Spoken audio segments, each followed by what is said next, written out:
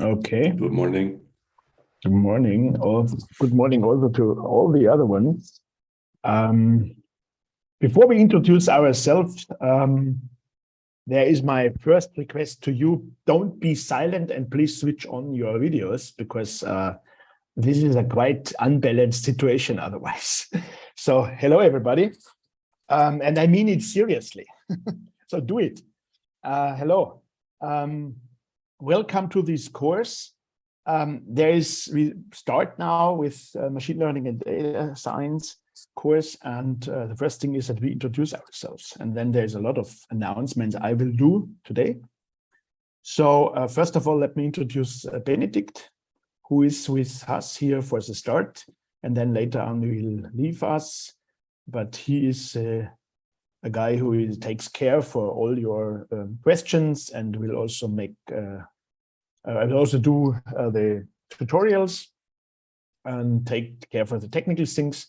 So Benedikt, please, maybe you introduce yourself and maybe also the students are interested what you are doing in research. So yeah, please. So good morning, everybody, also from my side. So I hope you have a good start in the semester. So as said, I'm responsible for the tutorials and also for organization and stuff. And if you have any questions, just let me know. So I've also set up the Moodle course. There are already the lecture notes inside, and also there are questions. So there are different topics where you can ask questions. So I would also encourage you to use these tools. Otherwise, you also have direct contact to me via email, but it's always better to have like a forum where you can discuss with your colleagues also.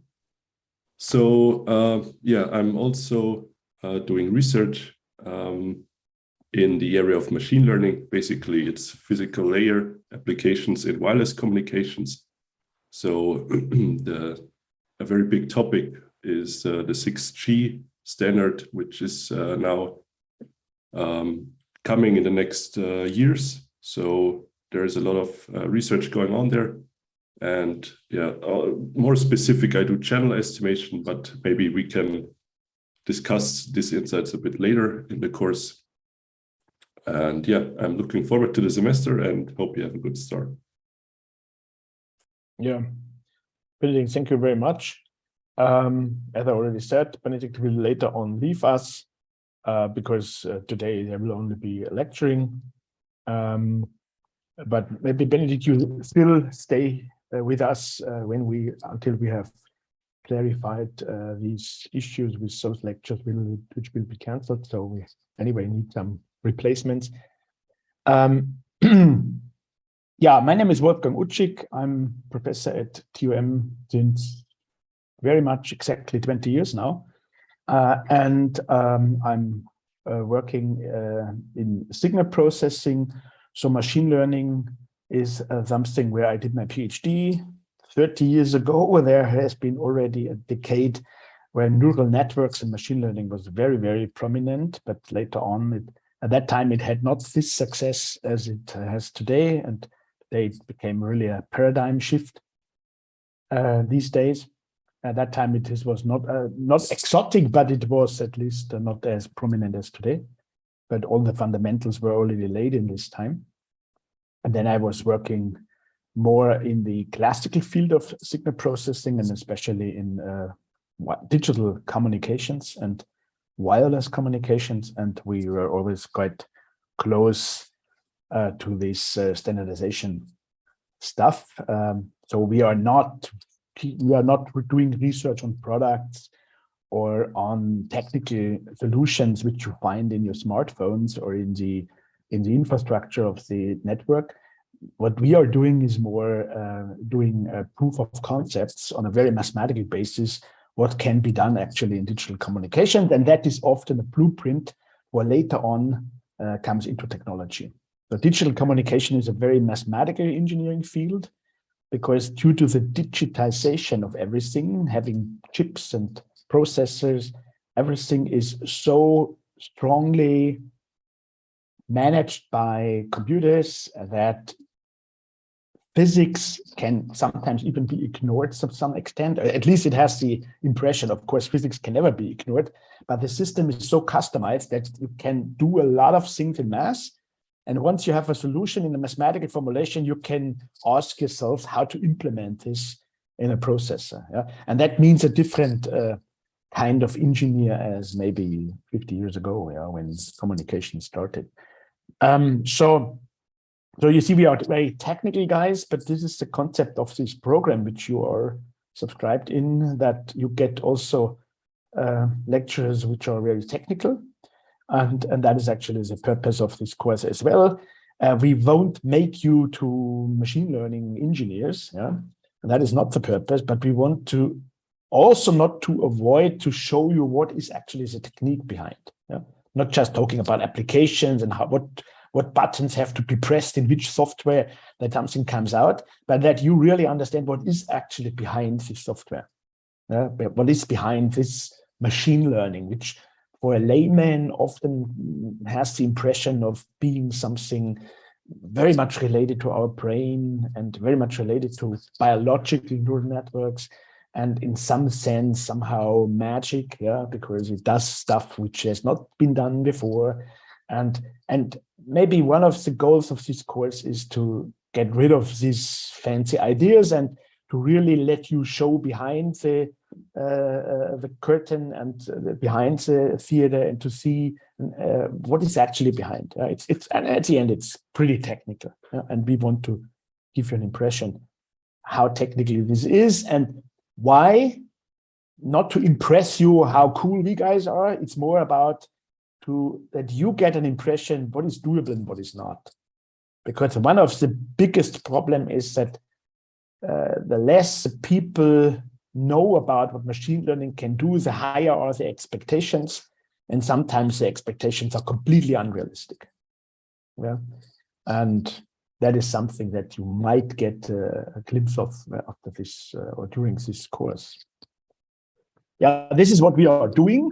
And yeah, by the way, I also was now for 6 years dean of the department of the faculty. This term is over now, and I spend now much more time for research again and teaching. Okay, my group, we have about 12, 13 students, international students, and we are all working in this wireless communications area. But there is also another group which I have not at TUM, but at another university, which I'm also heading, and that is related to automotive driving. Yeah, this is an absolutely different area actually, but from the methods and the tools is not so different. And then there is still one topic, I wouldn't call it a hobby, but it is a topic which I'm very interested in. And therefore I started this also with one doctoral student, and that is on biomedical engineering. And in particular, it is the analysis of human cells together with pathologists. And this is also a very interesting topic, which has also very much overlap in referring to tools and softwares and math. Okay, though this is a very short introduction of what we are, who we are, what we are doing. And now let me directly tell you, make a few announcements about this course. So, of course, this course consists as many courses of lecturing and tutorials. That is the style as it works it here. And the idea is that it is a fraction of ratio of 2 to 1. So maybe for 2 lectures, 1 tutorial, roughly. This is not exactly this way, and it is not necessarily regularly. Yeah. So because it depends on how much we have been done in the lecture, and then there comes a tutorial. So, and that depends on the speed of the lecture and how far we can go on. And therefore, this is a bit flexible, but it will all be announced to you when the next tutorial comes. Because then you will get a paper of tasks, of problems to solve from your side. And then there will be a tutorial meeting or session here where Benedict will show you how this solutions. The solutions of these problems can be found, and what has to be taken into account, and it gives you extra insights. And that is, of course, also in preparation for the examination at the end. The examination at the end will be by paper, so not orally. It will be a written examination, and it will be in presence. So the full course is online, but the examination will be in the lecture hall.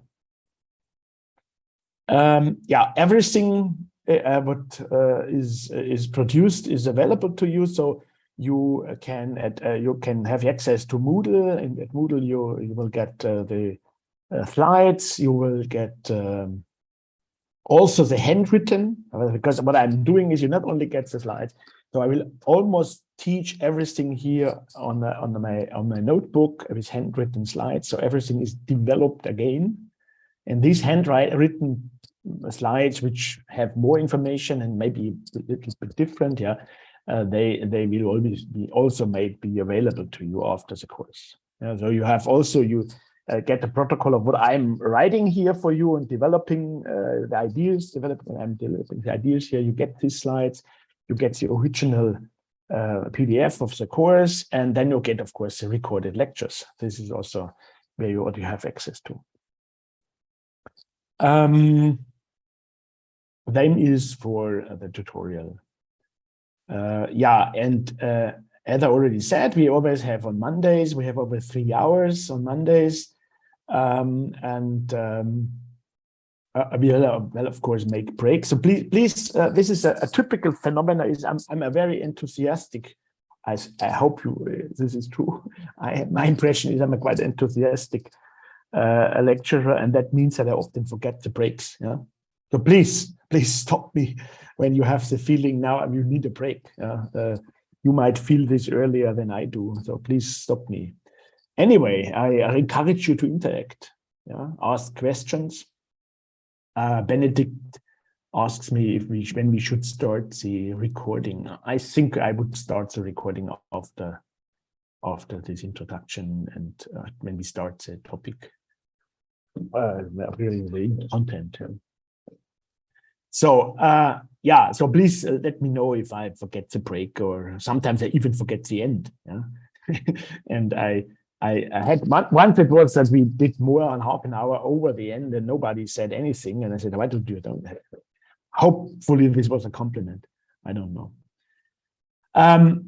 Yeah, no, I already mentioned it in the beginning. There is one problem. So we will have today lecturing, and next week also only lecturing on 24th. But then there will be 2 weeks, October 31 and November 7. The 3rd and the 4th week, I will be not available, and therefore we will cancel one slot, because we have enough degrees of freedom, we can do this, but one has to be somehow compensated, and therefore I have to find with you a replacement, and I have 2 suggestions here, and let me just know if this works with your schedule. Otherwise we have to find some other solution. I don't know how, but because I'm also have other lectures and business, but okay, there is the 28th. The 28th is a Wednesday, as far as I know. No, it's a Friday, and that would be Friday afternoon. And the other choice would be in November on the 16th. That would be another choice. So at 28 would actually be better, I guess, or the 16th. So we will make or we will ask you also per email again, and then maybe you can tell us if there's a conflict or what you are suggesting. You know your schedule better, or I don't know it at all. You have a lecture Friday afternoon. Yeah, this is a pity. Yeah, maybe you guys tell me what would be when we would be available.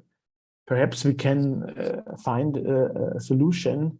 What would also be, what does this mean? October 28th plus 1? I don't know what you mean with this. Yeah, anyway, we cannot solve it here and now. We write an email or send a post on Moodle, and then maybe you can comment on that and see on your schedule what fits to your schedule. Yeah, maybe if we cannot manage it in this time, then we have to change, Benedict, our schedule a little bit and append it somewhere else at the end. So yeah, maybe we can make a poll in Moodle.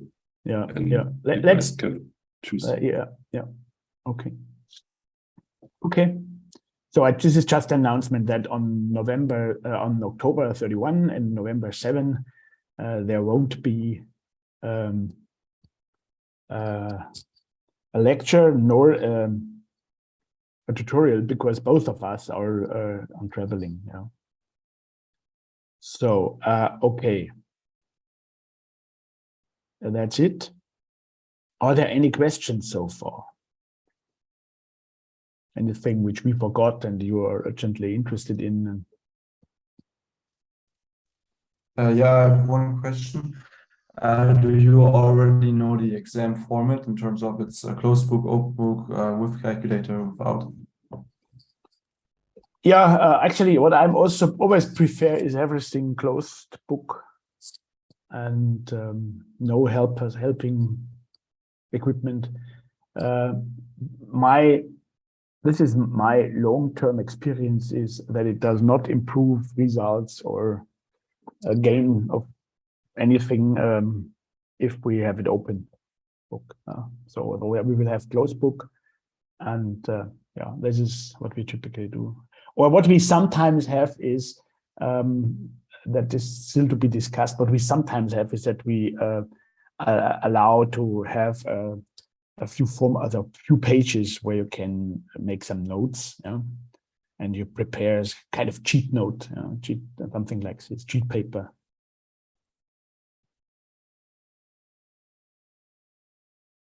Benedict tells me that actually what is true. This is really true. Benedict just corrects me. He tells me that in this course it was always open book, but then this is really section. Why did we do it open book, Benedict? I don't. That is really an exception then, because all of and we have about 20 courses or so. Yeah, there's everything close. So yeah, if this works well, we can still do it. But I do not recommend it actually. But anyway, this is also something we can discuss. What would you prefer? Yeah, what would you prefer? This is you're not decided. Yeah, but just let me know what are you preferring? Is there any opinion?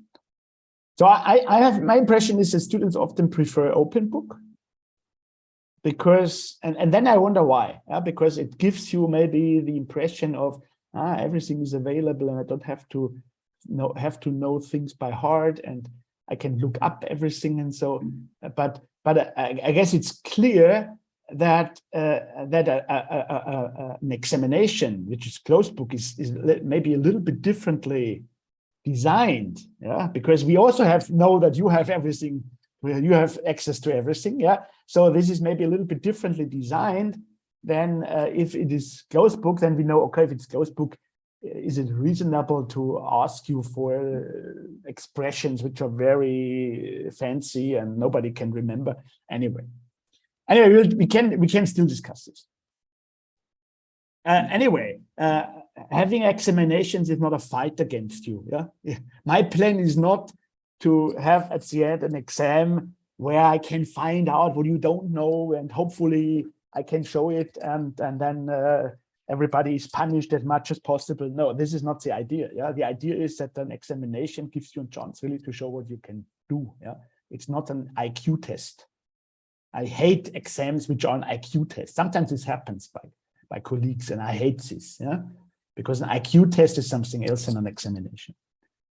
Okay, anyway, this is not to be decided yet, but you see, I've got it even. Benedict, this is really an exception. I didn't remember it. Okay.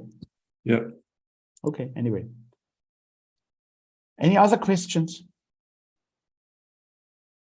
If not, then maybe this ends the part of the introduction, and we start now the recording. I can do this myself. I recorded to the cloud, Benedict, right? Yeah, but I guess there is a question. So somebody there's a raised question. his hand. Oh, you're Hello, yes, I have a Yes. question regarding the software we need to prepare in advance. Maybe, I don't know, I'm not sure because I didn't check the syllabus, but do we need to do some software research or? No. Okay. That would be maybe a nice feature, but that would extend your workload drastically, because the competences are very much different. Yeah. So if we want you to program something with Python in machine learning, then you need a certain background. Otherwise, for the ones it's easy to do, and for the other ones it's a nightmare. Yeah. So no, there will not be software parts. Yeah. There is no lab included. Everything will be just based on the lecture, and in the tutorial you have to do calculations. Yeah, there is one thing I should mention, and that is that what I had to learn, this is now the third time that I give this course, what I had to learn the very first time when I did it first time is that I could not really trust in what the synopsis of the mass modules told me. Yeah, because what I did, I was quite naive. Yeah, in the first time I looked in the mass modules that you had. Yeah, and I thought, okay, this sounds good. They had a couple of competences that they should have now, and then I just expected that you guys can do this. Yeah? And this refers especially to the mass module and to the statistics module. The reality was that the students just were able to manage a part of what was taught in the math module. Yeah. So especially multidimensional differentiation and stuff like this was not as, you were not so familiar as I had expected. Yeah?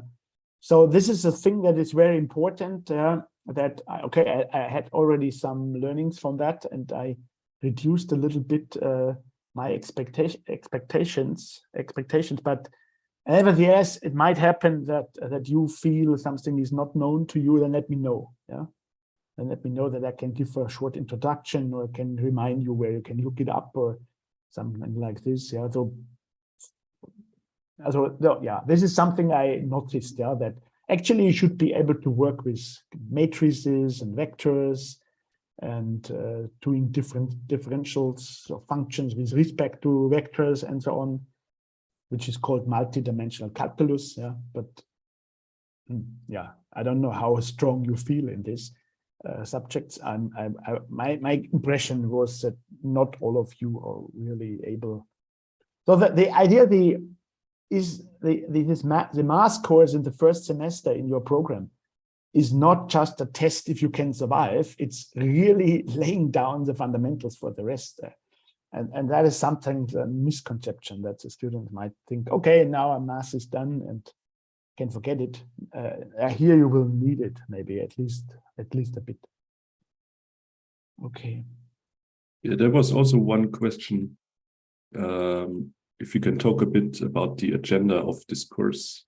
Yeah, this is what I will do now. Yeah. Okay. This is when we switch on, and then we talk about, switch on the recording, and then I talk about what actually is the goal and the objective of this course and what we are doing. And I will talk about also the outline. Okay, so let's start now with the recording. Recording in progress. So hello, everybody. I start now the recording after the introduction of the announcements of the organization of the course. Yeah, this is of course machine learning and data science, and that raises, of course, the question for us: what is the objective of this course? Yeah, I guess I don't have to tell you what machine learning is. Data science, all of you might have a certain idea of that, and anyway, you cannot open any newspaper or book and not being confronted with this stuff. Nevertheless, very often laymen do not understand what is behind. It is not just a magic tool or software and you press a button and then somehow there's a simulation of our brain. We know that our brain is extremely powerful. We can do great things which technical devices can never do and still can never do, cannot do. And so, but we feel this impression that newspapers give us is that the machine learning is having is approaching these competencies, more and more able to somehow copy the performance of a human brain. This is the idea, and that is somehow magic. And how can this work? Is there a little simulation of our brain? And then the device that is then trained to be our brain can do magic things. And here, if you think about such stuff, I have to disappoint you. This is not the case. So the way how machine learning works is sometimes inspired, or had been inspired, even the history had been inspired by biological neural networks. But there are also many features of machine learning which cannot be found in biological neural networks in animals or humans. So this is more inspiring, and I wouldn't say there is no connection. But a neural network or a machine learning software does not work as our brain works. At most, it has some features which is copied, but it's never working like this. And this is, you might wonder, why is this the case? And the answer is, I'm definitely not an expert in biological neural networks, but the answer is pretty much it's the different hardware. It's a completely different hardware. So the evolution took times millions of years to use this hardware, which is nerves and cells and tissues and all that stuff which our body is made of, and to use this stuff in order to create a very, very powerful computation device, so to say. And a computer is working with copper and wire lines and semiconductors and chips, and that is a completely different hardware. So if you just think about the speed of how information is transported in a network, this is in electrical circuits, and this is what computers are. In electrical circuits, this is almost speed of light. How information is transported. In our biological neural networks, this is just meter per second or something like this, or even centimeters per second, because you know that, you can, like, if you have ever been in the doctor to find out if there's everything okay with your nerves and your brain, maybe you have made some tests where you get a little stimulation at the finger, and then you have a reaction, and then the doctor will record this, and then these are milliseconds or something like this. This is not speed of light, completely different hardware. The transport of signals in tissues or in the human being, this is by electrochemical phenomena, and whereas there is no electrochemical stuff in a computer. So this is just the hardware which makes a difference. So this is but what is then? What is then the basic behind machine learning? And that is the objective of this course, is not just to tell you all these applications and how it can be applied and how you can make a business out of it, or maybe you can make a startup or something like this by fancy ideas. I'm not an expert in this anyway. and I won't talk about this, about all these applications. You can read fancy things, and there are fancy things done with machine learning. Think about this fake stuff, where I don't know, where pictures are made or videos are made with a president of US is talking something which he never said before, because it was just faked, and stuff like this. There are your fancy applications, and I'm not talking about this. I talk about rather simple examples all the time now in this course, just to give you the idea how it basically works. So I want to give you a look behind the scenes. How does machine learning, what is machine learning from a technical point of view? How is it possible that an algorithm, or maybe even a device which is made in silicon, does this tasks? How is this done? And of course, we will talk about typical applications. So the typical applications that we will study here are regression and classification. We will also talk about what this is actually, classification, regression. We will give examples. And what is also very important is that but this is not so much our topic here, that in order to apply a machine learning device to an application, we need a kind of pre-processing. We call this pre-processing. In other words, the physical or biological or whatever signals, we call these signals, have to be transferred to data, and then this data is handled with machine learning. What do I mean? For example, if you want to have an automatic device based on machine learning that decides if when you hear me, that my voice maybe is a female voice or a man voice, male voice. If you want to decide something like this, think about it. If I would switch off my video here, and you will hear just my voice, you would say, okay, that seems to be a male voice. You can do that. So how to teach a software to decide this? That would be a classification or detection problem. You have two choices. It's either, hopefully not being politically incorrect, but for the first approximation, it's male or female, or maybe diverse, or whatever you want. If you want to be politically correct, and we have three classes. So how to do this? And that means that you take my voice. This is an acoustic signal. We call this a signal. This has to do with physics and biological stuff, and maybe physics, because my throat, when I'm producing here voice, and then this is some acoustic waves, and it's transmitted by the microphone and loudspeaker system that is connecting us together. And then you get this information, and these signals have somehow to be prepared in a way such that you can give it a device to decide if it is a male or female voice.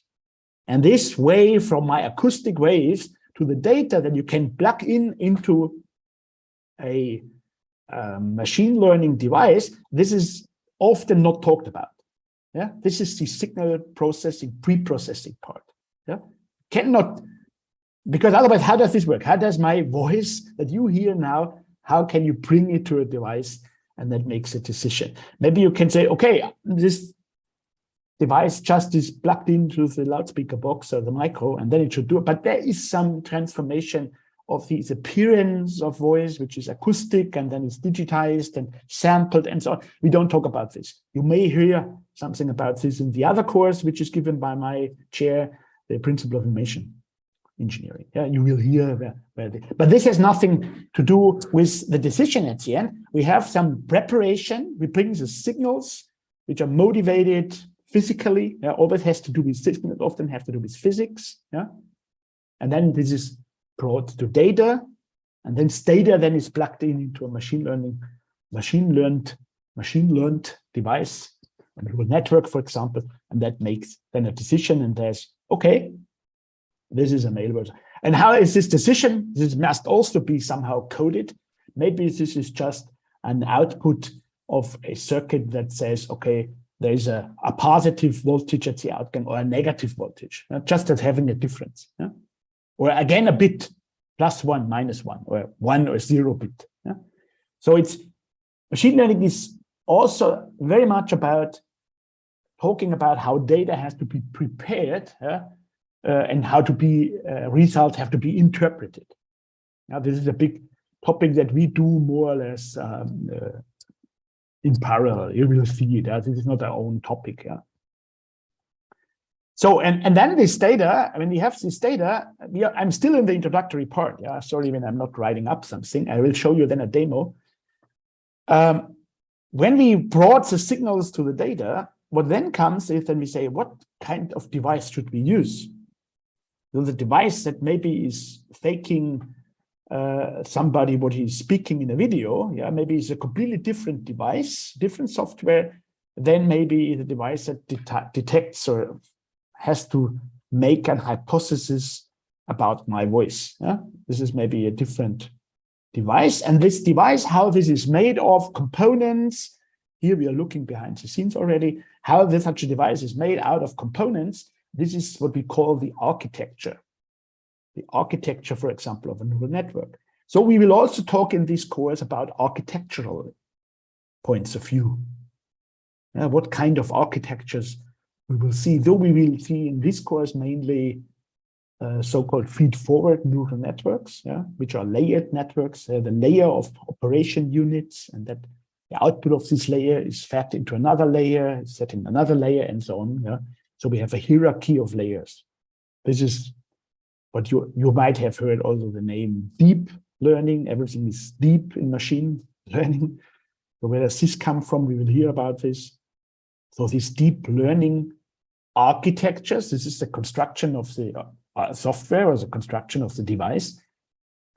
This has to do with this architectural point of view. And then the question is, once we have such an architecture, this is like a little baby who has never played with some toys, and then you give the Lego to the baby or the child and starts working with this stuff, and after a while you will see that it gets acquired some competences and can do something with this Lego stuff, right? And what happened? And in order to make this architecture, there are tunable parameters. Yeah? There are things you can change in the network, and how to change the parameters in the network, or in the baby, it's really the neurons. Yeah, you certainly heard when the baby is born, then the neurons are not connected completely, and then there are created connections. Yeah? This is how it works in our development and creation of being a intelligent human being. But in a machine learning, typically in a device, the connections are all there, but they have parameters that can be tuned. And this, how does this parameter tuning work? And that is the algorithmic point of view that we will also talk about. Yeah, and so how the algorithmic point of view covers different things. So methods to tune the parameters. How do we do this? This is very much related to math. And then how do we tell such an algorithm what we want? How do we tell the algorithm that the algorithm should adjust its parameters such that it can classify the data that has been extracted from my voice belonging to a male or female person? So how do we tell the tuning algorithm, we call this a learning algorithm, the algorithmic algorithm, how do we code this quality that it should be able to do? Yeah? And that is something what also turns out in the algorithmic point of view. We will call this the loss function. What is the quality criterion? So everything we want to do must be translated to technical terms, because a machine learning device is purely technical. At the end, it's just software, or it's just hardware made out of chips. Yeah? But our tasks, which we want to solve, they are from a different application area. They are, let me tell, because when you decide that this is a male voice, can you tell me how you came to this decision.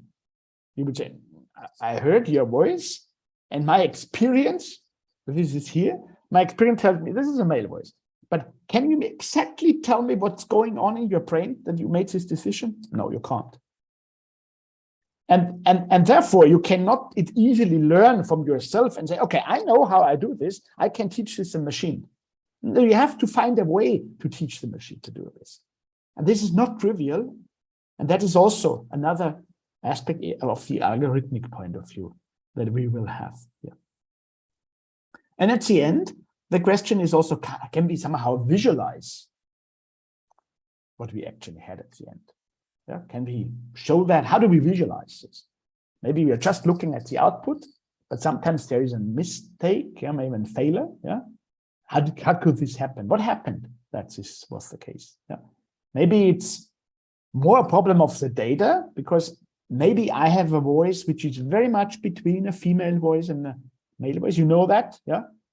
Maybe you have had this experience that you hear a woman or a man saying something, and you are not sure if this is a woman or a man. Yeah, you know this experience. So this is not your problem. This is because the data is ambiguous.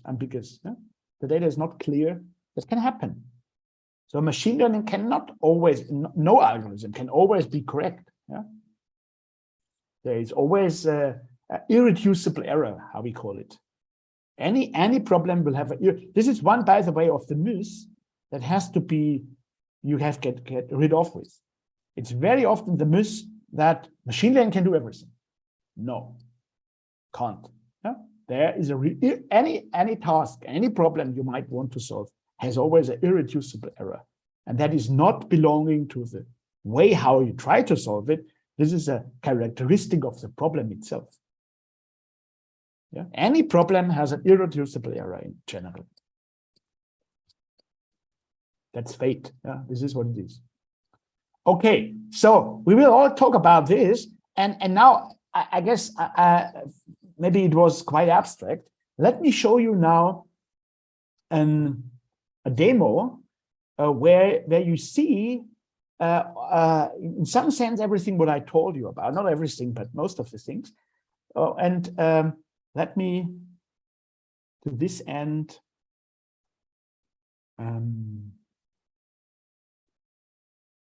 just to prepare here. I'll share this now. So this prepared Benedict for me, of course. And it's here. So you should see now.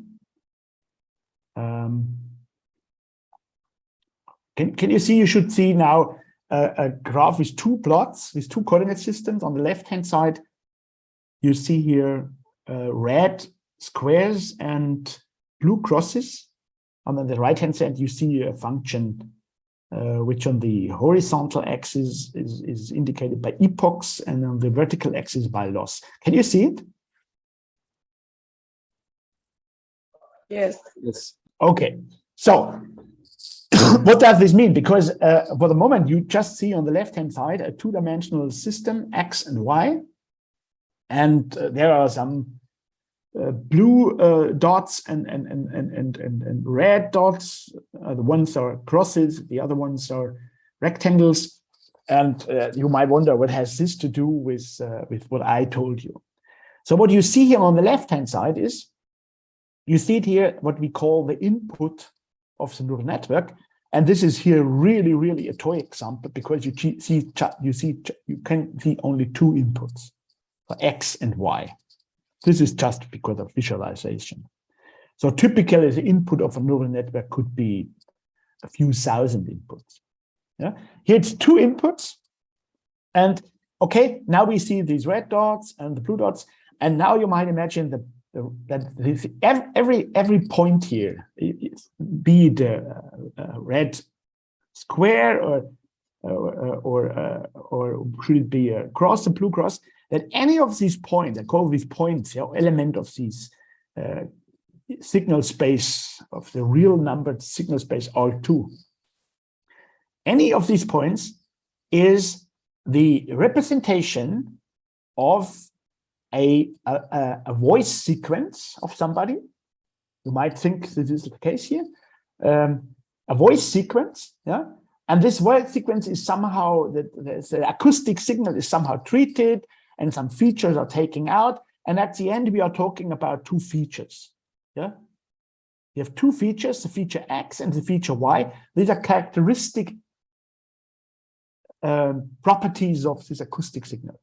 And maybe because of some experience that we have before, because we are experts in this area, you see, we need expertise, yeah, of course, still, yeah. Maybe because we are experts in this area, we know that in any voice sequence, there are two very important features that can help us to decide if it's a male or a female voice. Yeah? And so if we see now, for example, this point here, then we see a very, can hopefully see my pointer. You see a very low feature X value, even negative.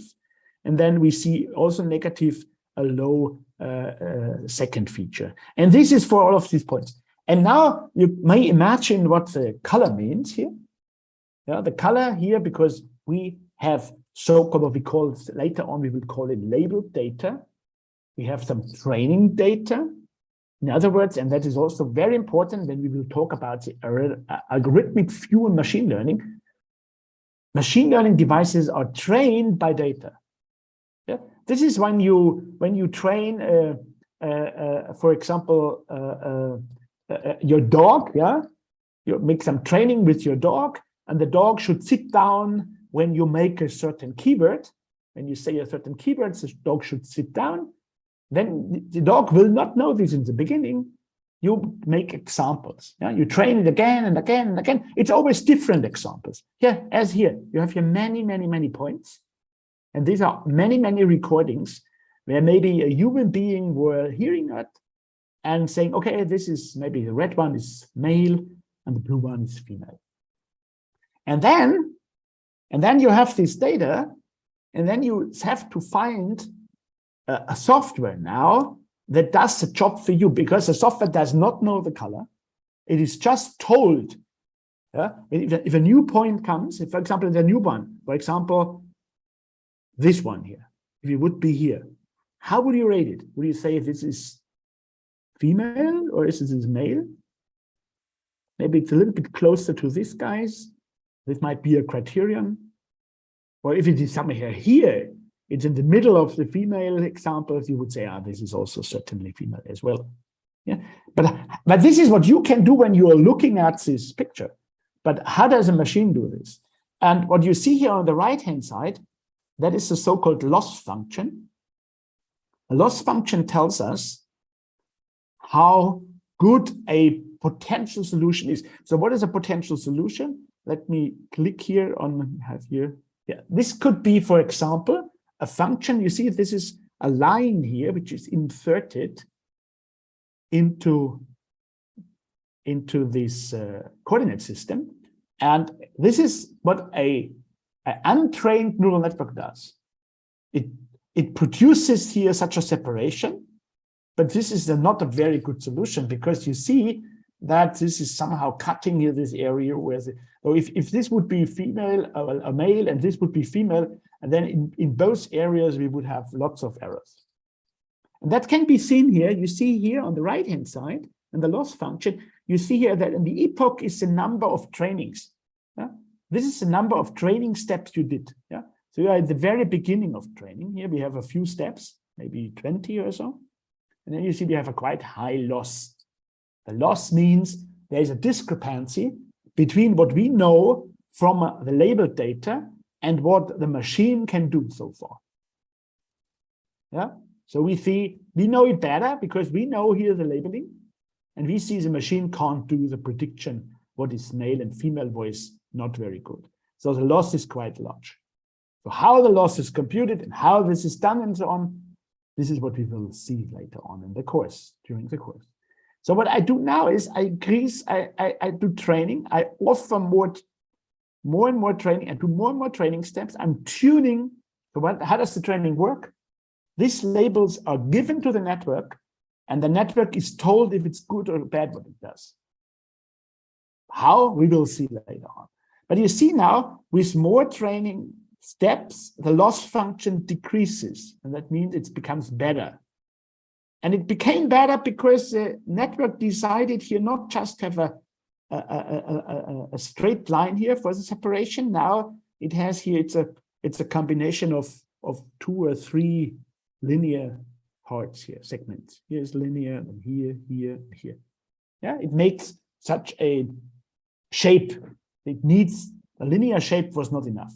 So this was an improvement, but it still goes on. We can already see here that it will get better.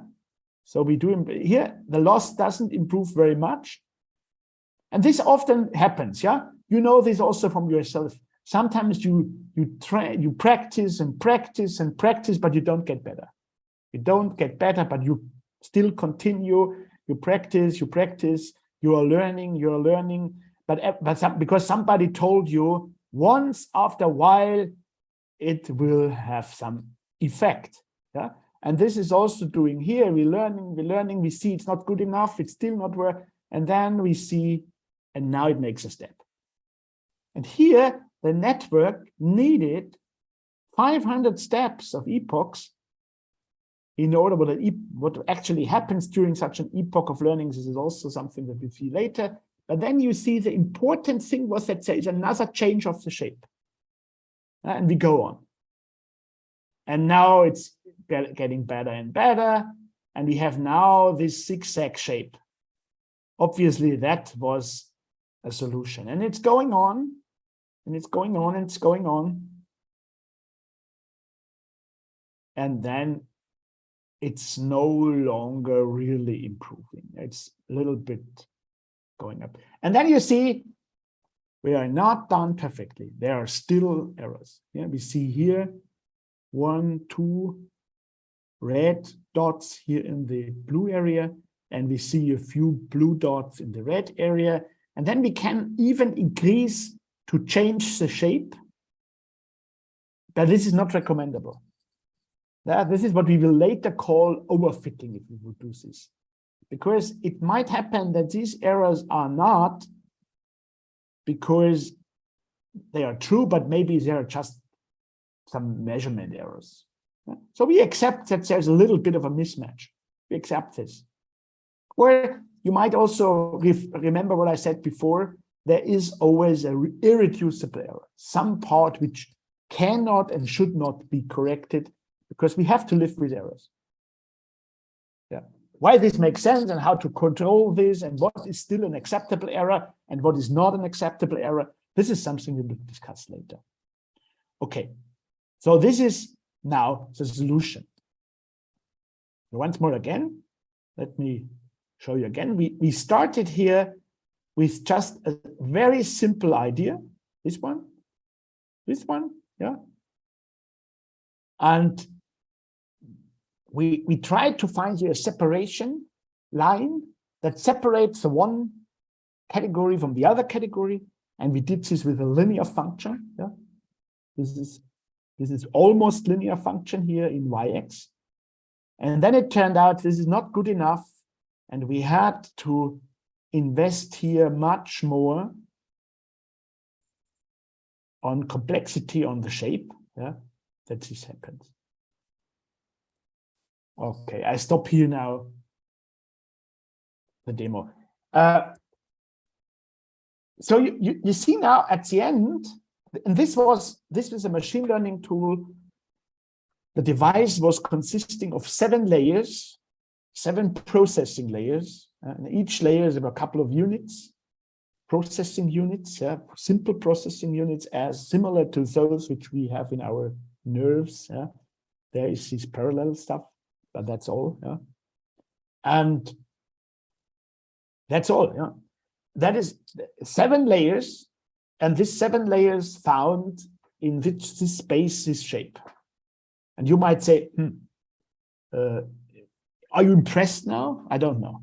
Yeah, would you say, oh, wow, this is a big achievement? Or would you say, or are you disappointed because you thought there is something more fancy behind?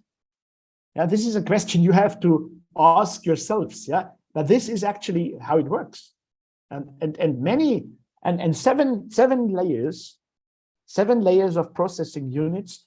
I would say with 7 layers of processing units, you can solve the majority of typically standard problems already. Yeah?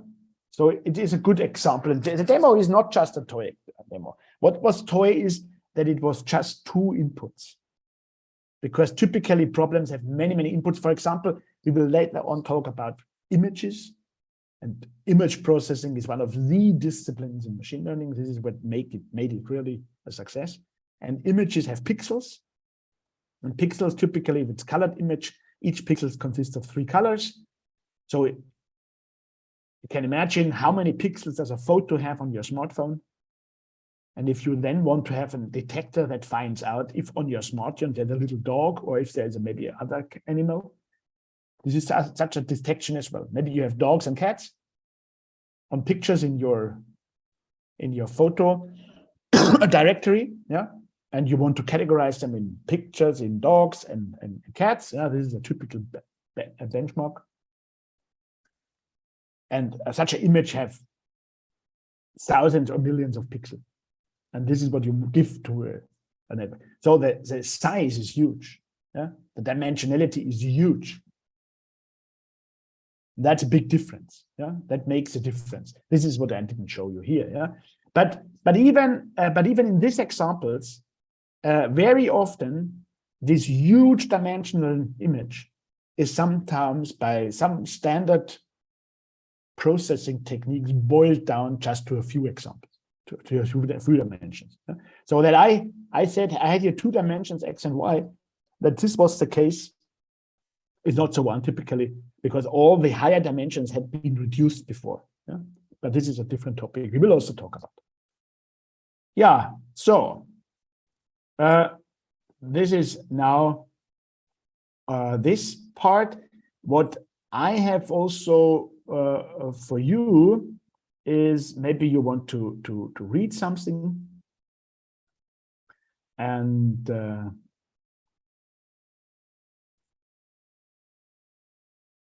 therefore I have here a nice paper for you that you might read. And this is called A Few Useful Things to Know About Machine Learning.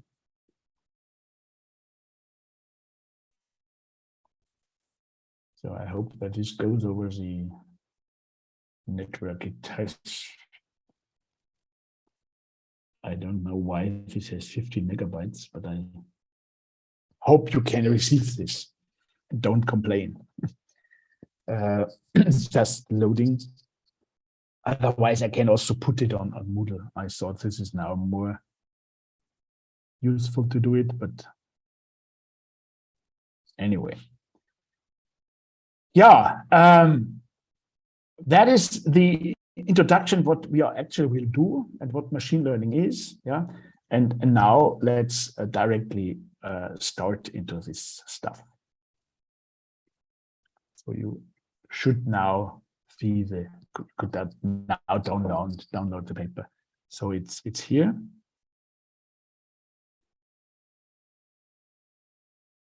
This is the paper. It's an article from October 2012, so it's quite old, yeah. But nevertheless, there is still for you guys, it's still okay, yeah. Machine learning automatically learn programs from data. This is often very attractive. Why and so on, and then you see a few ideas and what kind of machine learnings we are talking about and what does happen here. Overfitting, I mentioned overfitting. Yeah. Yeah, this is what we were talking about. Anyway, this is not a must, yeah, this is just if you want to look at it. Okay, now let me switch to what we will do most of the time, namely working here on the tablet. And I'm starting with chapter 1. So first we talk about Again, we are not still done with the, sorry, this is too fat here. Okay. So first part is the introduction. Yeah, and please stop me, yeah, if there is anything which is unclear. So machine learning, once more again, what was that actually, to give a definition is rather, yeah, it's rather difficult to give a definition everybody agrees on. But I would say it as follows, yeah. So machine learning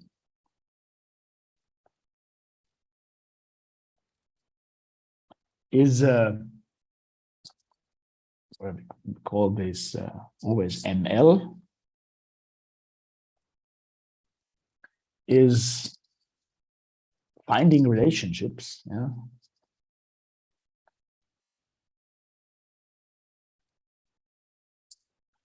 without, and this is the key here, without any modeling.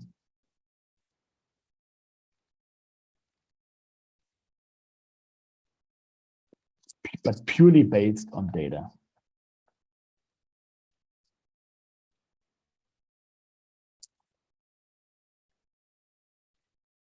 So no modeling, purely based on data. What does this mean? It has been also called imitation learning. Yeah? What actually happens is you see something. Yeah. So when, for example, when a dolphin or a fish, yeah, a dolphin is not a fish. What I'm saying. If a dolphin is trained to juggle with a ball or something like this, yeah, you won't tell him physics. Yeah, you will don't tell him how this works. And even if a child is juggling with a ball or with something, it's not about telling physics. Yeah, it's showing how this works. It's showing how you can do this, and then you try it out, and then you just by the trying itself, by the data, you just get examples how you should do it, and then you copy it. And that is something what we also do. We stimulate a machine learning device, we stimulate it with the data, and we know what should come out. And then we somehow tweak the parameters as long as the neural network does really what it should do. But nobody tells you what, there's no model, there's no statistical model, there's no physical model behind this. And this is machine learning. Yeah? So this means knowledge through experience, generating knowledge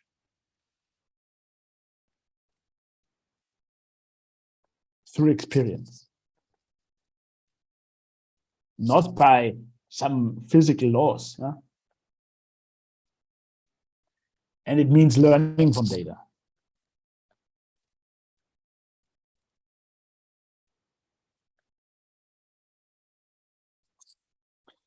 So there are two categories. So this is 1.2, 1.1, sorry. We have two categories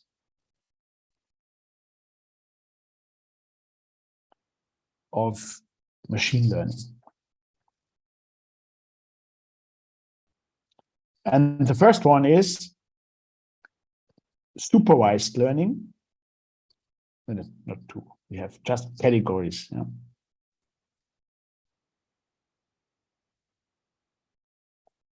Oops. We have supervised learning. This is what you have seen so far.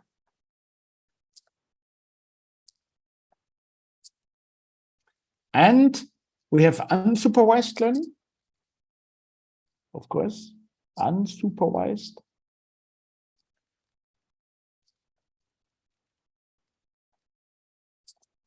And we have reinforcement learning.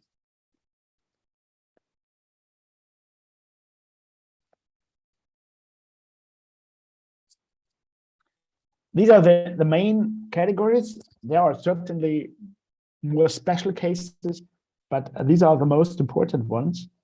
We will not talk here about reinforcement learning. Reinforcement learning is a bit more difficult, needs a bit more mass. Reinforcement learning is learning a sequence of actions.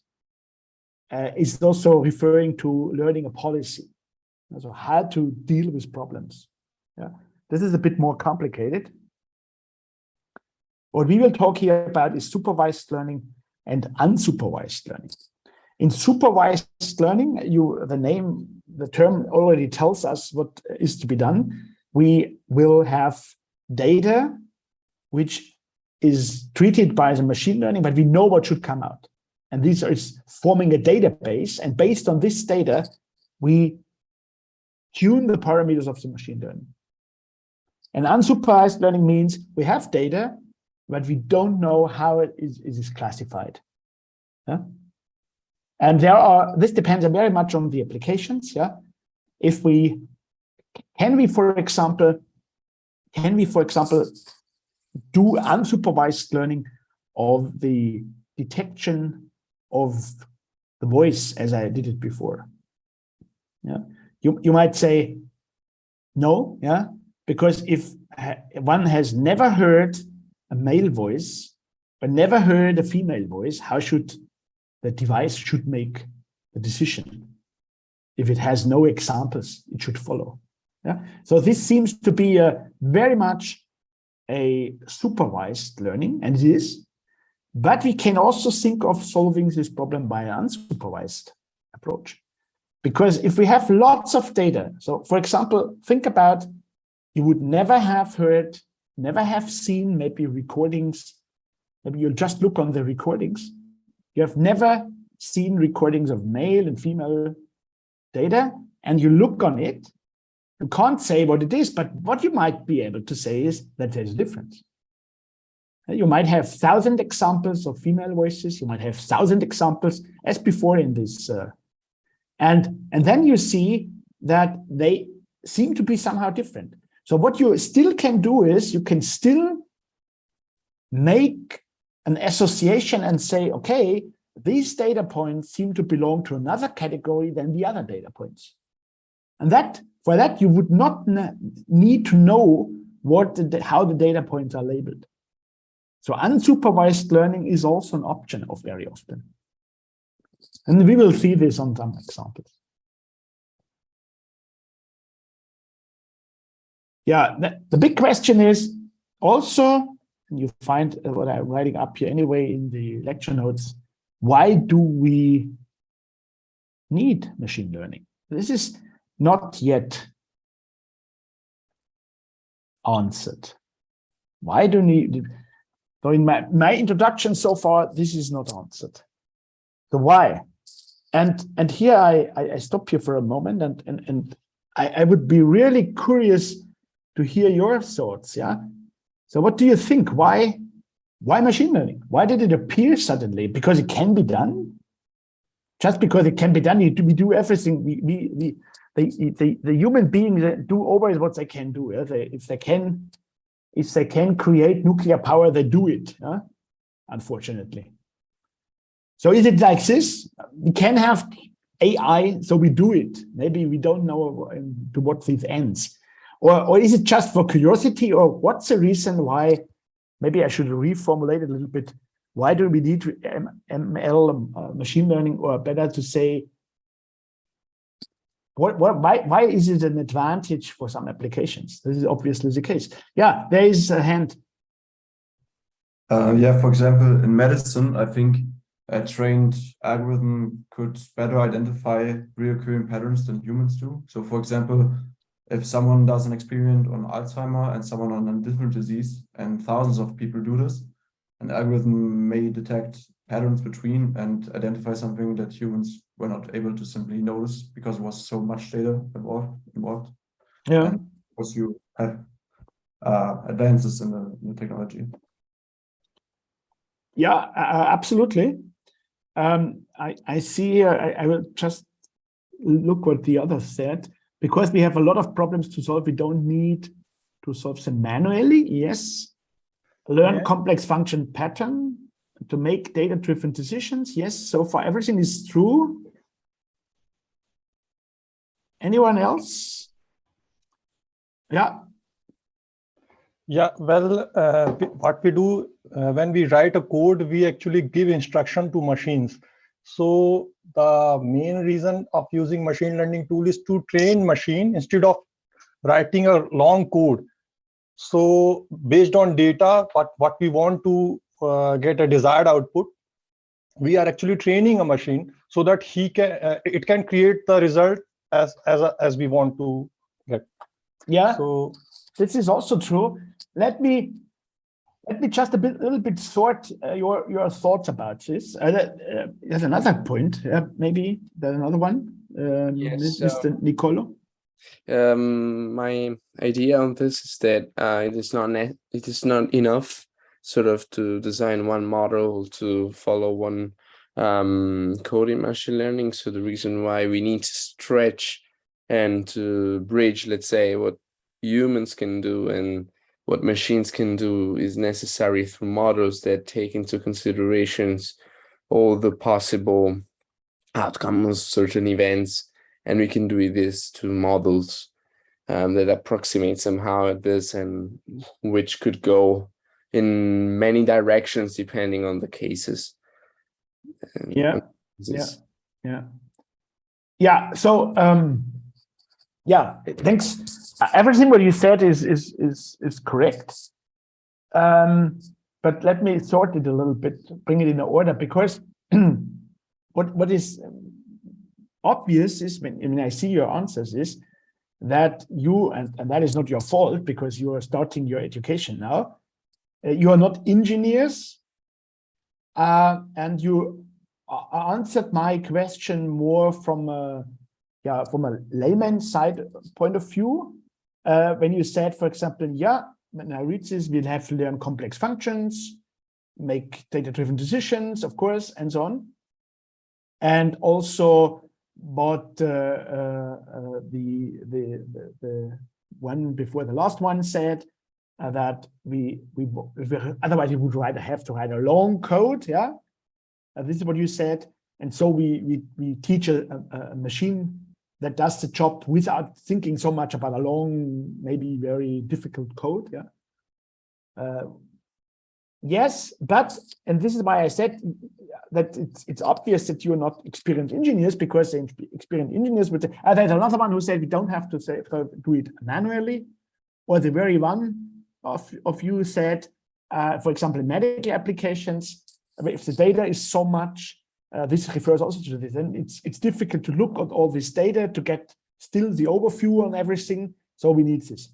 But here comes what an engineer would say. Maybe an engineer who is working for many, many years in biomedical applications, he says, yes, of course, you are completely right.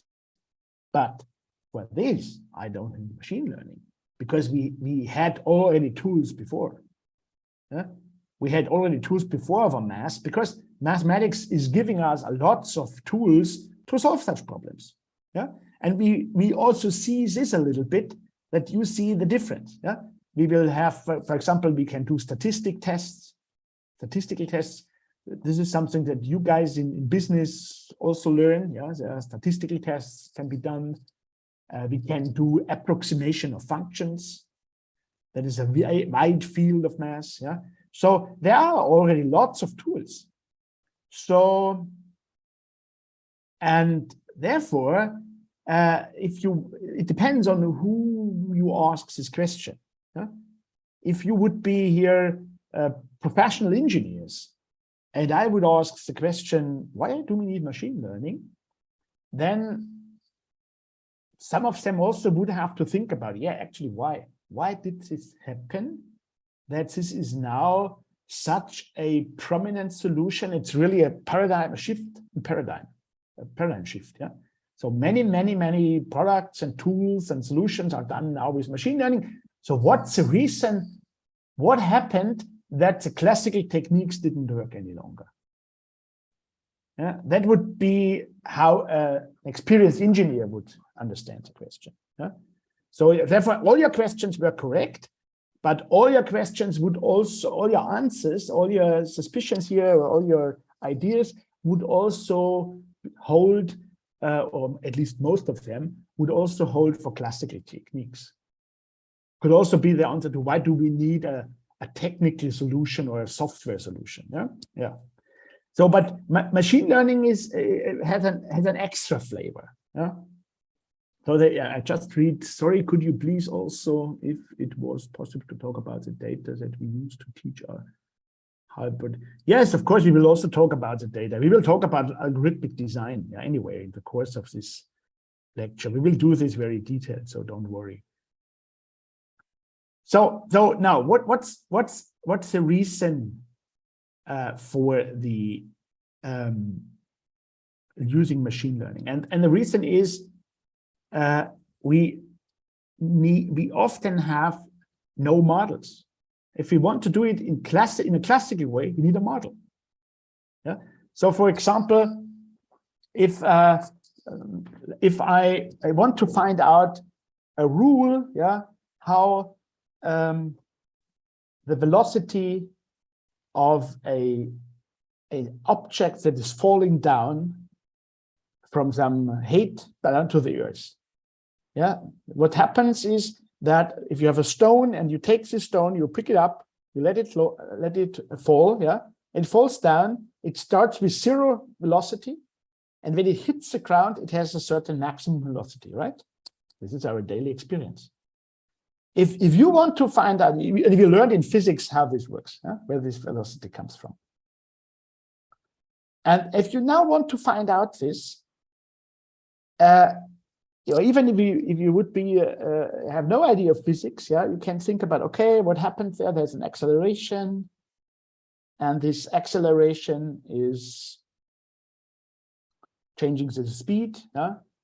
And then you might say, okay, and the acceleration, we know that acceleration is proportional to force, and the force depends on the weight and and then you would see then there's a gravitation constant. This is basic physics. And then you would say, oh, this must be proportional. And then you have a model. This is what physicists do. They have ideas of the model. And most of the physics in our world is more or less known, but now the physicists are thinking about what is the world model. So how is the big particle physics? How is the dark matter in the universe to be described? They don't know. And they make big models, big, very complicated models, and try to fit these models with their observations. This is model-based. Yeah. And if you want, for example, if you would like to decide if a picture has a dog or a cat inside, and you want to do it model-based, how to do this? You need a model of the dog, a statistical model, or really a model of the shape. Difficult, very difficult to do this. It sounds so simple. And for any baby, it is quite easy to see, oh, this is a cat, this is a dog. Maybe before it can speak, it can distinguish the dog from a cat. Maybe even before it has a word for it. Can do that. But it's very difficult to find a mathematical model to say, okay, what is the right description of a dog in a picture? That is very difficult. Or what is the right description of a voice recording to say, this is what you have to look at because this is typically such a peak when it's a man. Because if it's a man, then there is a different volume here, a difference in the throat, and therefore, to find such causal or statistical models is very difficult in that application. In other applications, it's easy. When I let fall the stone, that's easy. Or maybe if a car is driving, that follows the Newton rules. And even in car driving, we use neural networks now. But actually, in car driving, it's easier, because we have mass points. We have a car that is a collection of mass points. They are driven by some force, and then there is Newton law. It's a bit more difficult because there's friction on the road, and it's more difficult because it's 4 wheels. This is a quite complicated differential equation, and you guys can't solve this. But it's not. There are experts. They can solve these differential equations. It's differential equations. All the stuff with cars on the road is differential equations. You can do that. You can choose for this. And the majority and all the time of automatic driving and so on, they are losing a lot of these models, but they are losing also AI. So the reason for why we are using AI and machine learning is because sometimes we have no models or not good models. Yeah. And that has been mentioned by some of you, or this stuff is so complex that we have a model, but it's too complex. It's not tractable. It's too complex. It's not tractable. And this often happens if we have too many dimensions. And so if we have a few dimensions, we can do most things just with statistics. We don't need machine learning. But if we have thousands of inputs, have you ever seen a distribution function for 1,000 inputs? Maybe you have seen the Gaussian distribution and stuff like this in your course. This is for one variable.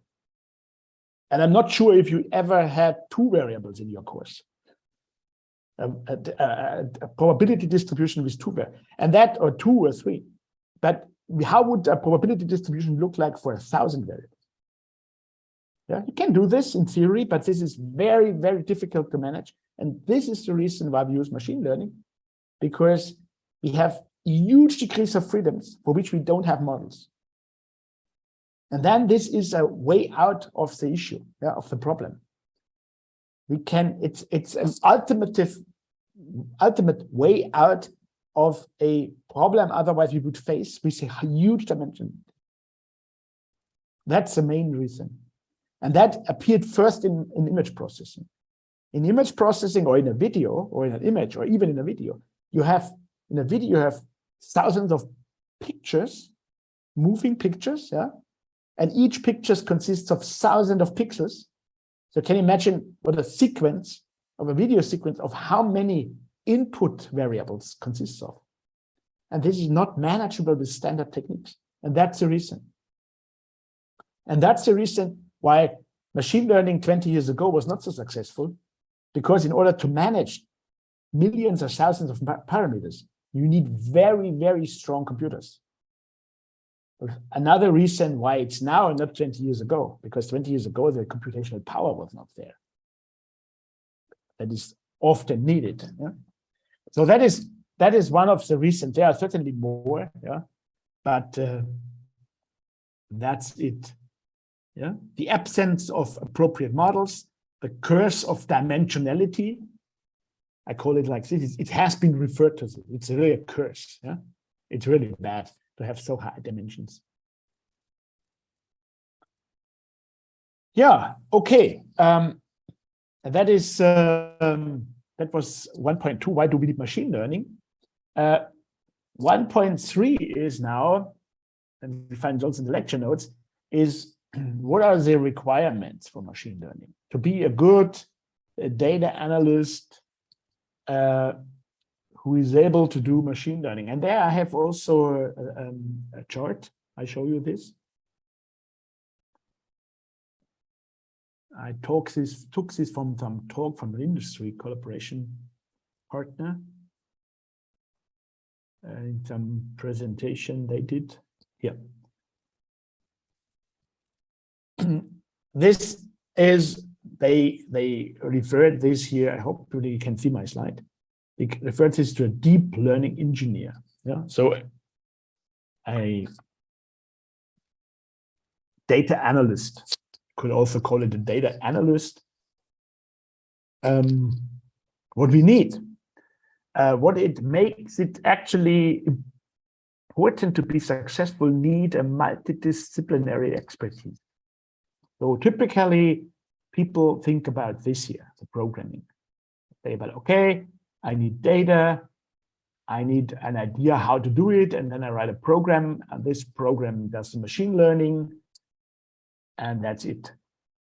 And that is what you very often get when you visit these online courses, Coursera, or some other courses offers this, some other programs offers this. Yeah, you can get this and you get a little bit about the details, how it works, get a few insights and stuff like we do it here as well, of course. And that gives you the impression you are now a data analyst. Yeah? And this is way wrong, yeah? Because you need this multidisciplinary expertise in order to be a good engineer or a good expert. You need not only this programming, you need math and statistics. More than you might think. A good data analyst doesn't maybe use so much math and statistics, but it's a very important background to understand what's actually going on in machine learning. We will see that, yeah? You need some statistics, math, and so on. This is important in order to understand the problem better. Very important to understand the problem to be solved better, and very important to understand how the algorithms work. And then what you need is a data architecture. So typically you need tons of data. Yeah, not just a few as in my example before. You need tons of data. And to deal with tons of data, you need an organization of your data. Yeah, you need a good architecture, how to store the data, how to have access to it in a smooth way, how to know with which data you trained what. Yeah, because later on, maybe you have a trained network and you cannot reproduce it because you just forgot where your data is or which data you really used. So you need a very, very strong data architecture or / data management. And this is not something that everybody knows. Yeah, so actually you need an expertise there. It's very, very important. And even more, if you think about a startup, for example. If you think about a startup, you need all this here. Yeah, you need guys who do the programming. You need guys who do the data management. You should have a senior expert in math who can consult you. You should need a system administrator because there's so much software. So you need really good system administration. Otherwise, you lose you learned, or you have some issues. You don't know what you really did. And that is my most favorite pillar here. And this is here the domain knowledge. What this is. This is where, fortunately, I have to say, yeah, the domain knowledge is where we guys and you guys come in. I come in here as an engineer in electrical engineering, and you guys somewhere come in as an expert in your area, business or marketing, consumer stuff, whatever you do. You are an expert on your domain. Yeah? For example, if you apply machine learning for finance, you need a completely different expertise than guys as we do. We apply it for something which is very abstract for you. We apply it for the better functionality of a 6G network or in your smartphones to make your smartphone better in terms of receiving data and so on. This is very abstract for you guys. Maybe not so abstract is to take care, making the right decisions on the finance market, yeah? To make decisions like this. Just to give you an example, I'm currently supervising a master's thesis of an electrical engineer who does his master's thesis with the Landesbank Bayern. And what they actually do is they use machine learning in order to predict the stock market. What is in the traditional way done with stochastic differential equations, and there are lots of mathematicians. Yeah? This is typically really an area of mathematicians who had their major subject in finance. This is very hard stochastic stuff, and they do this now also with machine learning. And this is a completely different domain. Yeah. So this is, I accepted to supervise this because it's very interesting for us to see here the overlaps with our stuff. Yeah. So they do predict the stock. We do predict the channel properties of a communication channel. Yeah. This is very, and fortunately enough, and interesting enough, there are many similarities. So just the expertise is very important, the domain. Yeah? Or if you're working in medical applications, this is another domain. And what is so important to know is, it's very, very important to know is, you should not believe, this is often a misbelief, yeah? You should not believe that it's just sufficient to know how AI works and how machine learning works would be just the second or even not this best solution. You will not get the best one. You need an expert who knows about the problems. So the idea to know, I know how machine learning works. Machine learning, the simple, naive idea of machine learning is, give me data, give me a network, I do the job for you. I don't need to know all your expertise in physics and machinery and electrical engineering and biomedical applications and chemistry. I don't need to. Give me your data, I give you the solution. This is a very naive approach that you hear very often. And by the way, often startups have this very naive idea. This is not going well. Yeah, believe me. Yeah, if this works, then you are this is a luxury. If this works, yeah, then you have good luck. Yeah, you need expertise because the stuff has to be adapted to the domains you're working in, and this is domain knowledge. This is extremely important. Yeah, except the stuff is so simple that you don't have to be an expert in this application area. But yeah, maybe this is not so exciting then, yeah? And not so much worse to make your success out of it. Okay, once more again, we need programming, we need math, we need data architecture, we need software administration, and the next one, the last one is we need domain knowledge. And you have to have all these competences to be maybe not in the same extent, but you have to have everything a bit from that. Yeah, and that makes you really a good data analyst. Or if you want to, if you want to have a startup, you need all these competences in your startup, definitely. Yeah, and you can't just do machine learning out of the box. This will not work. Okay. Yeah, the break now, right? Exactly. We should make a break. Thank you very much for telling me. Let's have 15 minutes. So I'm back in 15 minutes. This is 11:30.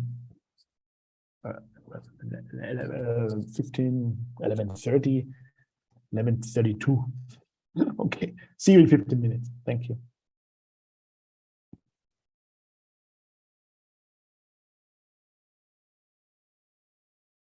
Recording stopped. So there have been so many words and introduction now, and you find anyway all this in the lecture notes. But I hope I could have give you a better understanding of this. What I'm doing now is that we jump now in chapter 2, where we discuss two kind of problems, and then we will see first time what's really going on, and we will have a little bit of math. The two problems which I was referring to was that we have these two types of machine learning concepts, supervised, unsupervised, and the reinforcement was taken away at the moment.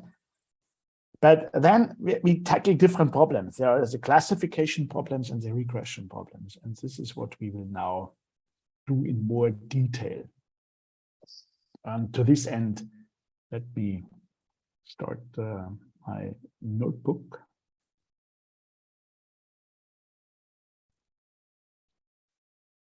My tablet, sorry. Yep. Yeah, now you should be able to see this.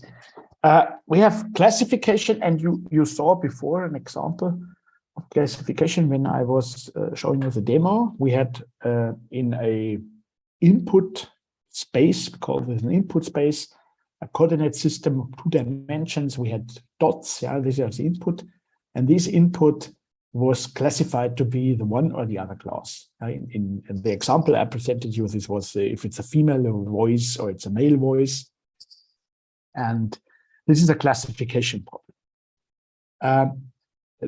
What we will do first is we will study a regression problem, because it's a bit easier to handle the situation from the classical point of view. Because what we do first is I will show you the classical approach.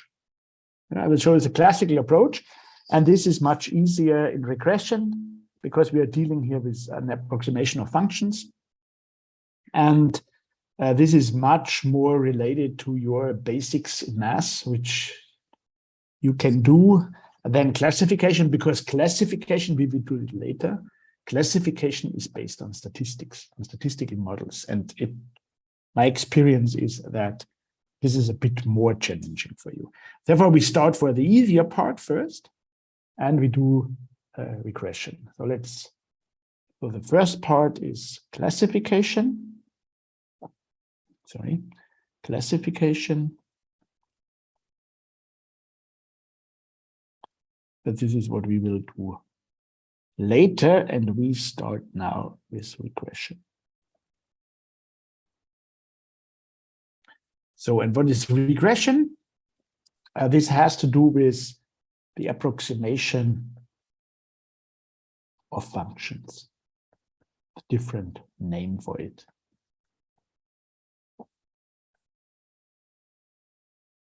So if I try to illustrate this, then what we typically have is we have here a kind of black box. It's not so black, it's actually a white box. We have here the regression model. As I told you, the classical techniques are based on models, and we plug in here an input. So this is typically a vector. Therefore, this has dimension n. I illustrate by this is a fat arrow. This arrow here is also, this arrow at the output here is just one-dimensional y. So we gave here, use here some terminology. So what is this? This is a name for the input vector. And that is an output. So X is typically R of Rn. R is the real vector space, Rn. And here output Y is also R. If it would be classification, that would maybe not be R. It would be just consisting of two elements or a few elements, a finite number of elements. For example, class 1, class 2, class 3, up to class K. Or if we have just two categories as before with this voice experiment, we had just two classes. So this is how it works here. We have here a regression model, and this is what we still have to say. What does this mean? And the best is we explain that on an example. So, for example,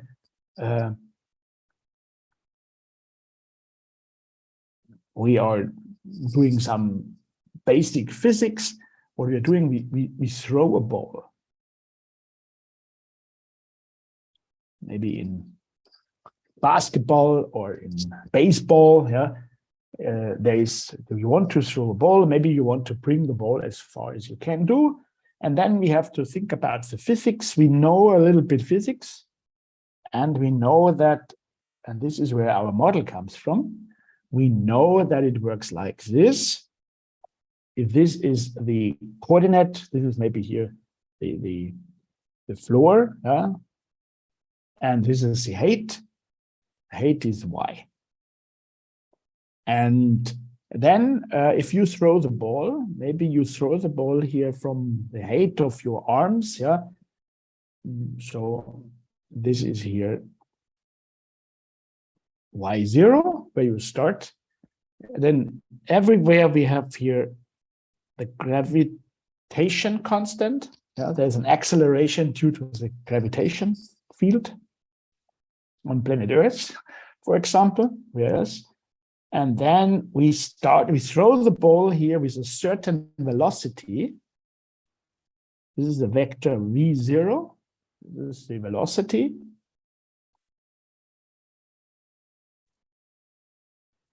And with such an angle, and this angle is psi. And you know, the angle is a difficult thing here. If you take a too small angle or too large angle, then the ball will not. If you take it too large, yeah, then the ball will fall down here. If you take it too small, The ball is like this. If you do it the right way, it is like this. The best you might do. This is just what your experience tells you. But this is throwing a ball, and then if we throw the ball, we will get such a curve. Yeah. And then this ball will somewhere hit on the ground. And this is a curve that depends on x, y, x. So in other words, at the end, you have a function x, and x is mapped to y of x. For each x, this x, you get a certain y. This is the trajectory. We call this a trajectory in physics. Yeah. So y0 is the initial height. The v0 is the initial speed. Sorry.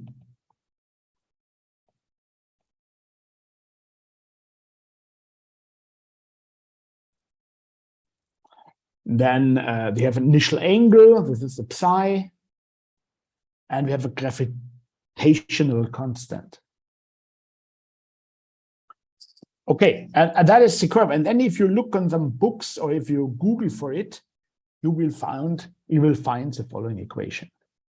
We'll say, okay, yx is equal to minus, I copied this here from the lecture notes. I computed it once, but I won't do this here. This is a bit physics.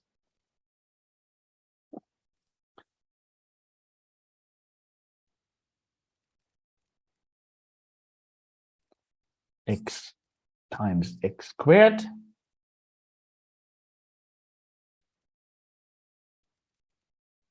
I do it like this. It looks better. X squared, and then plus tangent of psi times x plus y0. This is the curve. Yeah. So minus gravitational constant over 2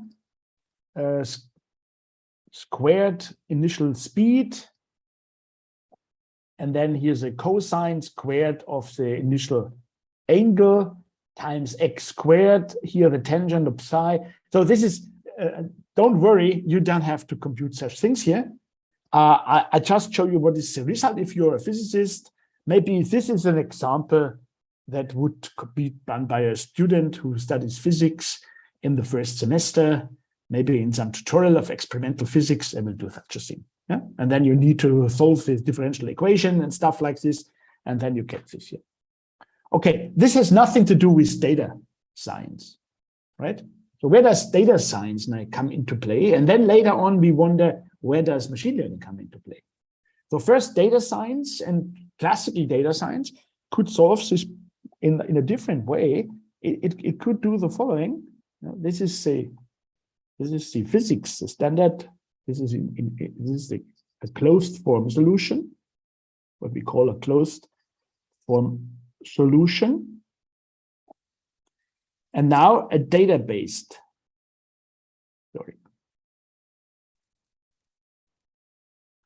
a data-based solution. And in order to get a data-based solution, we need data, of course. How could data be collected here? Once more again, we have here x, we have here y, we have here nothing else. But from the experiment setup, but what we do now is we might have a camera or some other sensors, and these sensors tell us any few milliseconds where the ball is. Yeah? And it turns out that the ball is maybe in the beginning is here, and then we get such a curve. And you might wonder, why do we get such a strange curve? This is not a curve. This is a cloud of points. We do this experiment a couple of times, of course, yeah.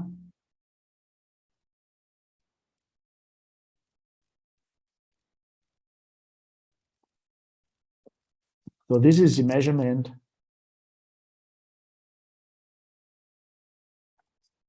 of multiple curves. Yeah. So we repeat a repeated experiment.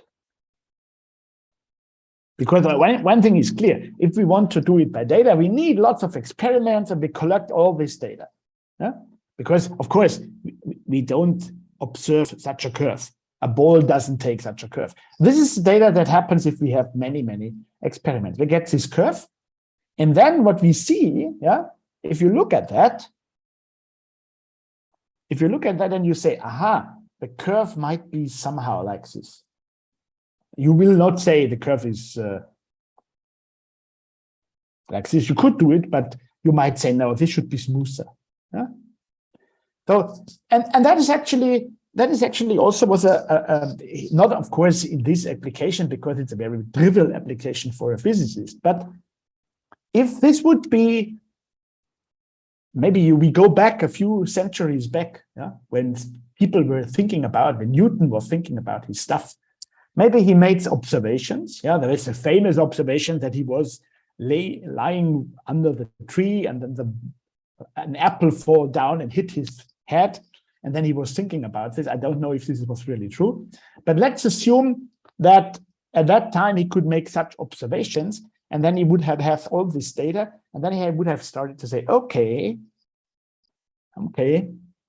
what rule might this be? This might be a quadratic curve.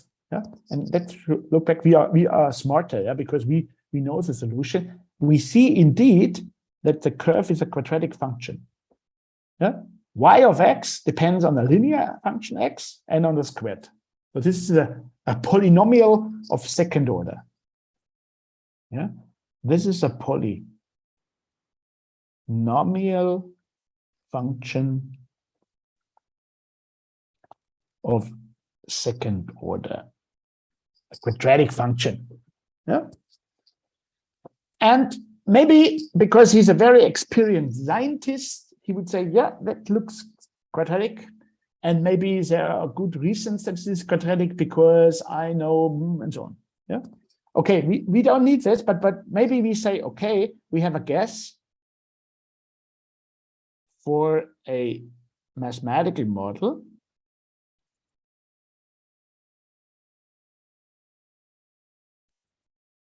And the guess is that we say, okay, this is a quadratic function.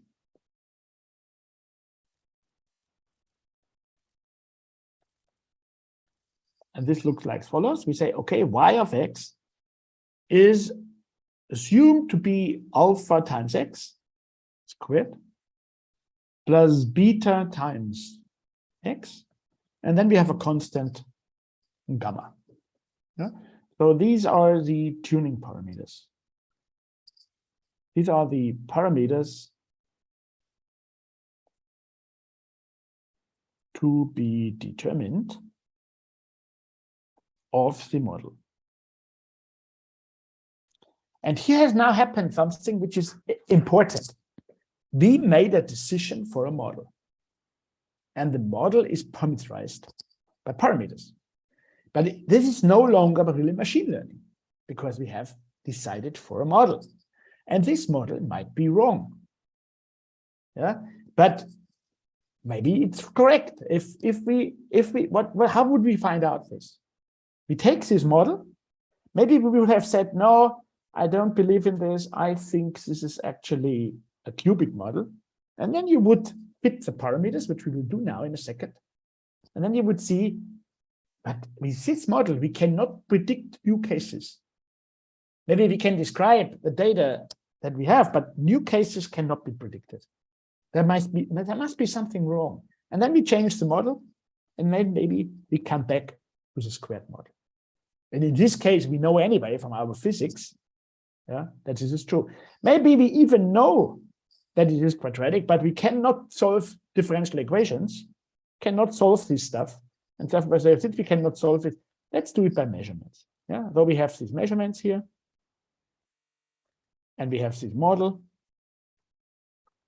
And yeah, now we have a model and we have data, and how to continue. how can we continue now? Now, so the question is now how to use the data in order, and that is the terminology here, in order to fit the parameters of the model appropriately.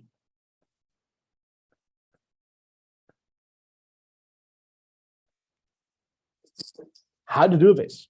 Yeah. And to this end, let me first a bit more give names to that stuff. We have to introduce some definitions or some notations. If we have such a point here, for example, then this point is described by xi, yi, and this is then the ice measurement. And you see here we have here many measurements. Yeah. So we have the data collected by measurements.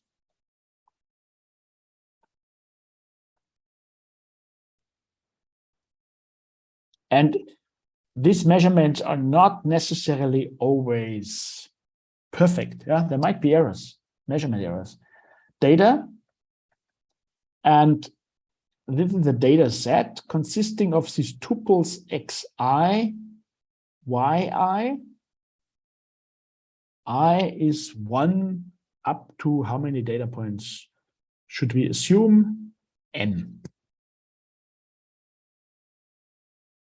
So M is the total number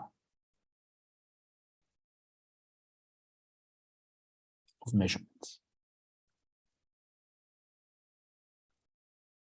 Yeah. And this is our data here. So this is with these brackets, yeah, we are indicating that this is a set. This is a data set, yeah. That of measurements or data points. So what is important here is, and therefore I do this very slowly. I hope it's slowly enough. Otherwise, please interrupt me or ask questions. By this here, by this introduction, I also try to introduce here the notation. Yeah? So this is our data set. Yeah, it's a question. Are you recording the lecture? I'm not recording the lecture. This is a pity. Yeah. This is a pity. I'm sorry. That's stupid. I cannot do it again. Yeah. This is a pity. Okay, I will try to do it again for those who cannot attend. I will slowly go over the slides. Okay, this is okay. I have to do it, otherwise it's recording doesn't make sense. Recording in progress. Yeah, here I'm back. Unfortunately, I missed to record the last few minutes. That's a pity. But nevertheless, otherwise it makes no sense to record if I would not repeat here. And maybe for you guys, it's also okay if I repeat. So what I did is in the last minutes, 20 minutes, that we start now discussing two sorts of problems. And this is the classification problem. And this is the regression problem. Now let me go to the slides. Here we are. So we are going to study about classification and regression. The first one is classification. You find it also in the lecture notes, but I will start here first with regression, because it turned out that regression is a bit more related to the background you have, because in classification, we need statistical models, and that is something you're not so much used to. So let us first start with regression, and this is the approximation of function. This is just another word for this. So what does it mean? We have here a kind of device. It's not a black box, it's a white box, because we can look into it and can see how it works. We plug in here an input and output comes out. The input is denoted by X here very often and is element of a real vector space, n-dimensional, therefore is a capital N here. And the output here is assumed, could also be a vector, but it is here assumed to be Y. So this could be, for example, the pixels of an image. That n pixels of an image, that would be input, would be an image representation. Or it could be the sensors of some technical equipment. Maybe of your car, the car consists of many sensors, yeah, in order to give us an impression of what's going on with this car. And this is at one time instant that could be such a signal. Or it could be a time series, which is captured into this vector. And then there is an output, for example, in automatic driving that could say, should we make now a lane change or not? Or does the car in front of us make a lane change or not in the next few seconds? Yeah? How to predict a lane change is a typical application in advanced driver systems. Okay? So what I'm doing here is I'm doing another example. I say we throw a ball, because this is a very simple example that anybody understands here. Maybe you are a baseball player, and the baseball player is throwing the ball at the initial height at x0. This x0 is the horizontal axis on the ground somewhere. And then we have here y0. This is the initial height. And then we throw the ball here with a certain angle psi. We throw the ball here with the initial velocity v0. And that is the initial speed. And then we have this typical curve that everybody of you once experienced in your life. And that gives at the end, we can say, okay, at certain x, we get a certain y. This is, of course, you could also parameterize this in time, because it takes some time to be started here and then end up here. But can also say at some coordinate x, there will be some coordinate y. And that is, if you look into textbooks of physics, mechanical engineering, you will find this relationship. So the coordinate in y is a quadratic function. So it's a polynomial function of second order, a quadratic function in x squared x. And this is a gravitational constant. This is the initial speed. And this is the cosine function, tangent function, and that is the initial angle. So for different angles, you have a different, of course, and for different speed, of course, you have a different curve. So now, when I said this already before, I repeat this now. This would be a closed form solution, like you do it in a physics tutorial, maybe in the first semester. How you find this curve by integrating the differential equation that is using Newton's law in order to describe here what happens to this ball once it's thrown with a certain initial speed. We now say, okay, we don't do this. Maybe we don't have the competences to do this. But what we can do is also we can do this. We could measure multiple throws. So multiple curves, these multiple curves are measured by sensors, maybe by a high-speed camera, or by some electromagnetic sensors. Maybe the ball is electromagnetic, and then we get this. By the way, there is a neat example of that is really done in the practice. Yeah, I, for example, know that the football team in Munich, the FC Bayern, they have some equipment where they monitor the ball and also the players on the field during the training, just to see who is moving, how and where is moving, and where is the ball, and so on. And later on, they can even see the complete moving profile of each player, and so on. This is what is really done. Yeah.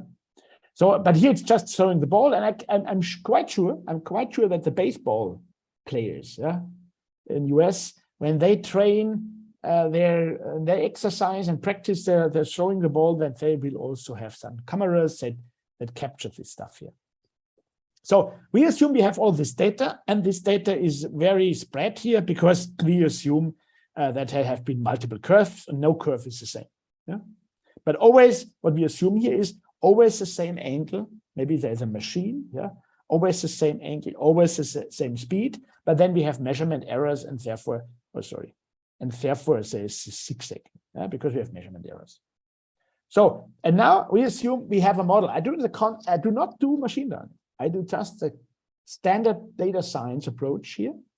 No closed form solution, no laws of physics, but data, just using data and assuming a model. The model is, maybe we have a friend in physics, and he told us, oh, that is a quadratic curve. Take this function and say, okay, we don't know what y-axis is, but we know it's quadratic. So it's some unknown parameter alpha times x squared, plus some unknown parameter beta times x, plus some unknown parameter constant gamma. Alpha, beta, gamma, these are the parameters to be determined. And these are the parameters of the model. We call this a parameterized model. Yeah. And now, how to find these parameters? How to use the data in order to fit the parameters of the model? Because only one thing that we have a model, and we have the data. We have no physical law behind. Yeah? We have just a model. That the model itself might be inspired by physics. That's a different story. But this is not what we have to know. Right? This is just important for those guys who gave us the advice to use this model. So, and then there comes a little bit of notation. This is the data here. So each data point has a coordinate in x, xi, and has a coordinate in y, yi. So such a point is one data element, one measurement. Yeah? We have many measurements, and we assume here that we have m measurements. So we have here a set of xi, yi, and I goes from 1 to m. So the total number of measurements is m. And this is the set of data points. And now I'm here back. I can continue now. And also for those who have, because I missed the recording before. Now we are synchronized again. And sorry again for this, but for the other ones, it was a short repetition of what we have been done. So let's go on. What we do now is that we just try to find a new, better notation. Yeah, we have now a more compact notation.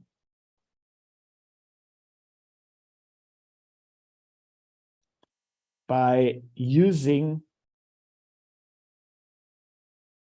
vectors and matrices.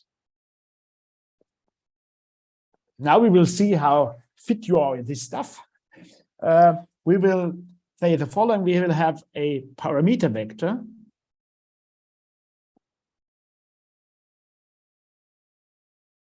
theta, and parameter vector theta is just a vector of alpha, beta, gamma.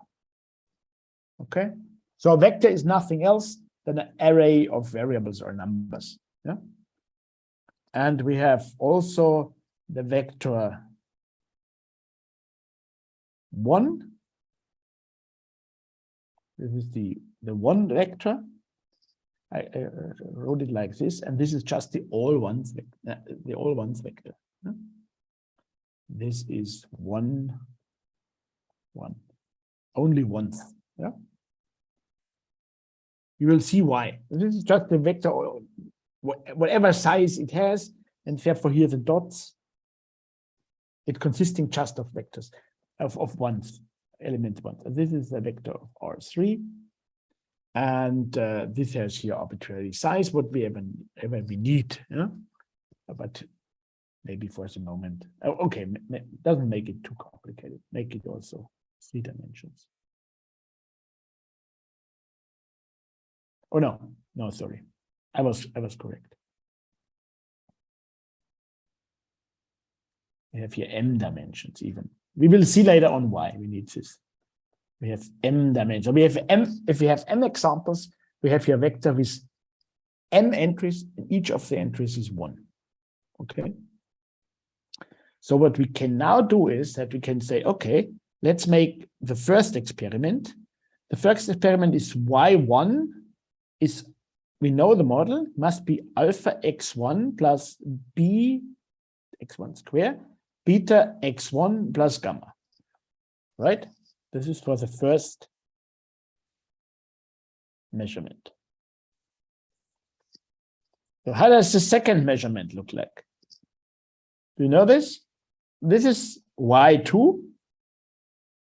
The parameter has not changed. The parameter is the same, but now we plug in x square of 2x2 square plus beta x2 plus gamma. The parameters are always the same. That's the parameters of the model, but the data is changing. So now at the m's measurement, what do we have here? Dot, dot, dot. This is ym. This is the coordinate, the y coordinate of the m's measurement. Then we have xm square plus beta xm plus gamma. Okay, now you will see why we introduce these vectors. What we do now is that we put this all together here. This wise, we put it in one vector y. And this is the vector y, or maybe I should notate it a little bit different, maybe like this, y1, and then the y1. It's y. And we will also introduce then another vector with vector, we have vector x square, x and 1. So this vector, we could call it the vector x, but we call it here just like this. This is x square, x1. We have x squared, x pure, and then 1. We obtain the vector y alpha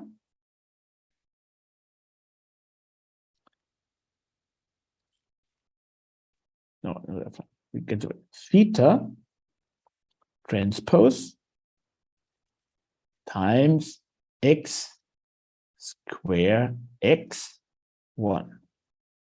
So what is this one? Do you know this? What this is, the transpose?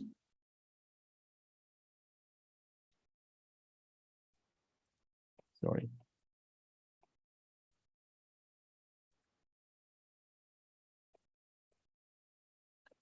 Means the transposition of a vector.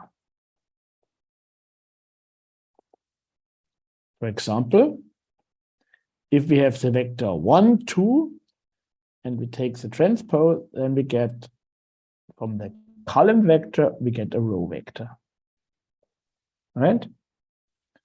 Or if we have the vector x square x1 transpose, we get the vector x square x1, or, and this is here what we have, if we have the vector alpha beta gamma transpose, then we get from the row vector, column vector, we get a row vector. That's all. Yeah? That's just the notational stuff. So what does this mean? That means alpha beta gamma times the vector x square x1. Yeah, and you know how to multiply a row vector with a column vector is to multiply the respective elements and then sum up. Yeah, also recall, if you have a vector A times a vector B, so maybe it's A1, A2, transpose times B1, B2, if these are the vectors. Then by the transpose, this is A1, A2 times B1, B2, and this is A1, B1 plus A2, B2. And you see now, if we do this here, alpha times x squared plus beta times x plus gamma times 1. And that is exactly our model. Okay? So, but the nice thing is now that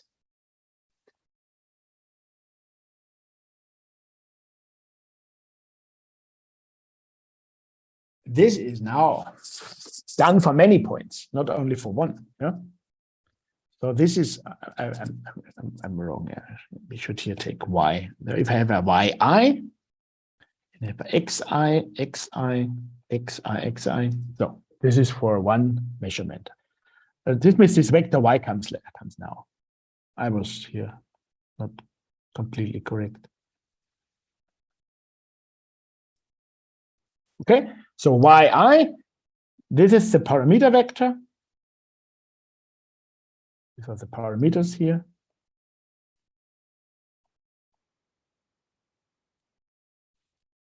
And this is the vector of x's, xi, and this is yi. So once more again, and this is what I said with compact notation. Yeah, this needs a bit of a workaround.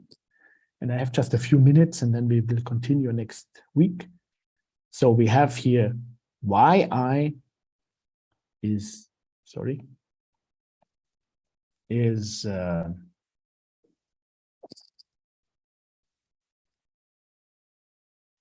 beta transpose. Xi squared, xi1. And I have this now for many i's. Yeah? This is I from 1 to m. So first of all, I can see that this is also, I could also write it like this.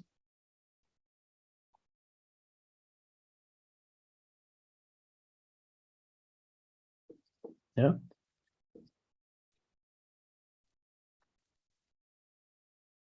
So in other words, this is the vector xi squared xi1 transpose theta. Yeah. Where does this come from? I can always write a vector A transpose B like a B transpose A. Yeah. Because A1, A2 times B1, B2 is B1, B2, A1, A2. It holds always the same. It's always a multiplication of the first element with the one with the other vector, and then the second with the second. Yeah. It's always the same. It doesn't change. A1, B1 plus A2, B2. So we have now this formulation. Y, I, and then this one. And now we collect everything together. We combine everything. We say now for I is 1 to m. We have y1 is xi squared, that's y1. x1 squared, x11 theta. Then y2 is x2 squared, x2 1 theta, and so on, up to the m's measurement. This is xm squared, xm1 theta. And now, as we put here we have all the y in vector y. And now we have here all the x's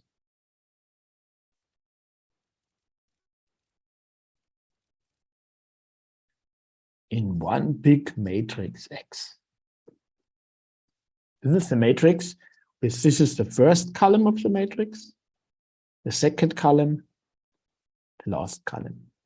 So Y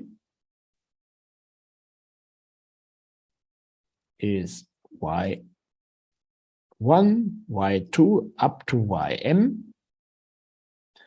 And the matrix X is x1 squared, x2 squared, until xm squared, and then x1, x2, xm, and then here all ones. This is a vector m dimensions, and this is a matrix of m times 3. This kind of notations here, I hope this is all you're familiar with. Yeah, this is just indicating here the size of the matrix.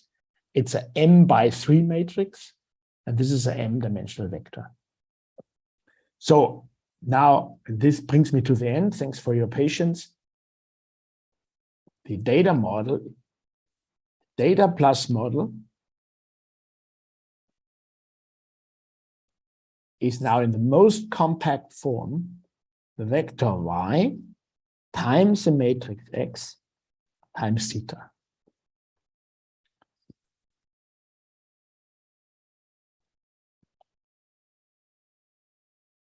And these are here the unknown parameters. And if this really is here equal, yeah, this is a question. If these parameters work for all these guys, yeah, we don't know, because we have always parameter alpha beta. Does this work for any element? Yeah. And that has to be clarified. How do we solve this? And this will, what we will see next time. So is there any question here for the moment? So what you see is, what is helpful is if you just recall the notation of matrices and vectors and how the operation of these guys is. And that makes it very helpful, because then it makes it easier to understand here this overall data model. I actually would have a question. Yeah. In the x vector, in the big X vector, it said x1 squared, x2 squared, and goes on to xn squared. Why n and M. Okay, yeah. M, Thanks. of course. Sorry for my handwriting. Yeah, this is xm.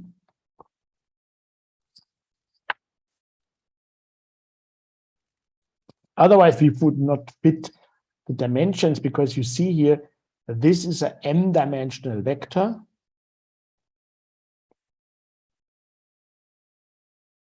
Exactly. That's why I was. Yeah, exactly. And this is a m. So not take now the small m. This is also stupid, because we were talking about the big M. This is the m dimension. This is a m. Sorry, this is a.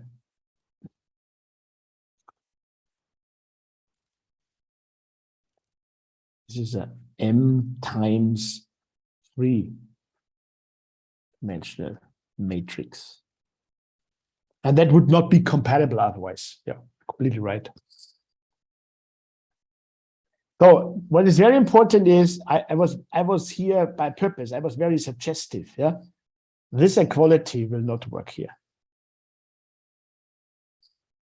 Yeah, because we cannot, with the same parameter theta, we cannot always fulfill this. Yeah, therefore we have to solve this. There's a question: why is m times 3? Does the 3 stands for the number of rows? The number of rows is m. The 3 stands for the 3 parameters alpha, beta, gamma. The parameters theta. Theta, beta, for y, we have here also this, we have here also this guy. And this is a 3-dimensional vector. Yeah, and that is important because we have here vector is equal the lengths are here. If this would be an equation, yeah, then we have here the vector m. Then the left-hand side of the matrix must be m. Here we have a vector of 3, therefore the number of columns must be 3. The number of columns is 3 because we have always 3 parts, x squared, x, and 1 in this model here. Huh? Yeah. That's the reason why we have this here. But as I said, this is here actually here very important. This cannot be an equality. Yeah? If it would be an equality, then all points must lie on one squared function. But is this the case? This is not. These elements do not lie on a squared function. So the equality cannot be assured. But how did they handle this? Huh? We will find a trade-off. We find a solution for theta such that the errors are as small as possible. And that is what we will call a regression solution. This is what classically happens here. Yeah, there was also the question. Okay, sorry, I can't see. Why do you tell me this? You can't see the slides anymore. Sorry. You have to raise your voice.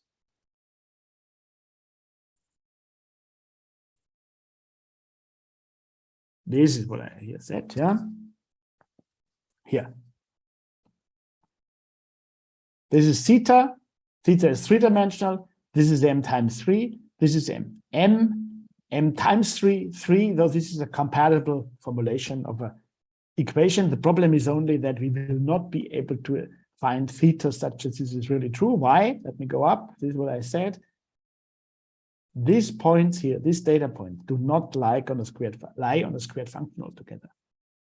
So why it's impossible to find a squared function where all these points lie on, and therefore we will have to find a trade-off. And this is what we discuss next time. I have one more question. Yeah. Do we include the one always because of our regression model, or what is the background of the of this one here? Yes.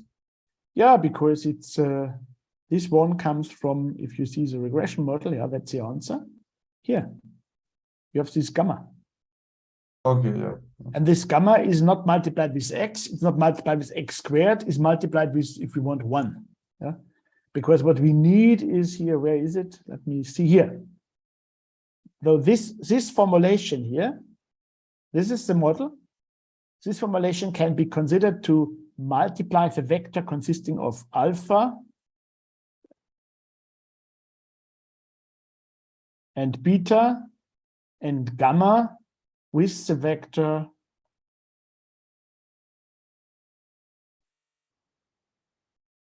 x squared, x and 1. This is where it comes from. So there is not a big scientific hack behind this. Yeah, this is just a notational stuff. Yeah, the only thing is we start with this model, and until the model, I guess you were quite happy with. Yeah, you said, okay, I understand this model, but then I spent now lots of time just to rewrite the stuff. There is no more information. Yeah, I just to rewrite it in order to get here this this matrix. And to get this vector. And then at the end, we have everything in a super simple way. We have the vector y consisting of all observations on the vertical axis. We have the matrix X, and the matrix X consists of, again, m rows. In each row consists the measurement in the vertical axis squared, linear, and the constant 1. Right? So this is just a compact notation, nothing else. There's no more inside. This does not change the model. It's just a compact notation.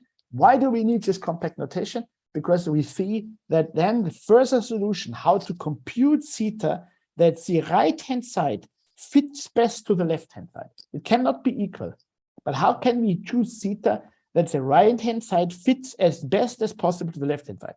And how to solve it will be shown next time. And therefore, it's very more comfortable to have such a compact notation. Okay, that's the reason. And then I see, is there a book for the subject? No.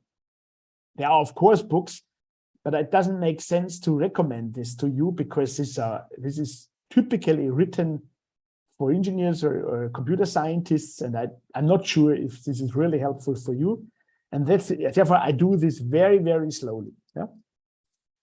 Of course, this topic here is least squares estimation. You can look it up for least squares estimation. but most of the stuff you will find is definitely not simpler explained as I do it. Yeah. So I don't think that this is very helpful. And of course, you find it in the lecture notes, what I did here. With not so many words, but the essence is also laid down there. And you can ask, let me know your questions, and then I stop now the sharing. Let me know your questions and we can discuss this. Okay, if not, I hope you found it interesting and not too complicated. If there is anything you are missing, because as I told you, I had to learn the last years that your background in math is not as big as the modules suggest to me. Let me know that, because it doesn't make sense if we are just talking, if I just talk over you, or this doesn't make sense. Okay, so if there is no further question, don't forget there is also in the Moodle, there is also a forum where you can ask and raise questions. You can have discussions yourself, but you will also get answers from us within latest 24 hours. You get an answer if you have a question. Just raise the question there, put the question in the forum, and you will get an answer. Okay, so thanks for attending the course and see you next time. I stop here now the recording. And please, once more, last motivation, hopefully. Recording stopped. Tell me if there is something going wrong, if I forgot to switch on the tablet, if I forget the recording, please shout in, yeah, and help me to improve. Okay. Thank you very much. Bye-bye. much. The upload of this will be available in a few hours, I guess. Yeah? Bye-bye. Thank you. Bye. All right, thanks. Bye bye. Bye.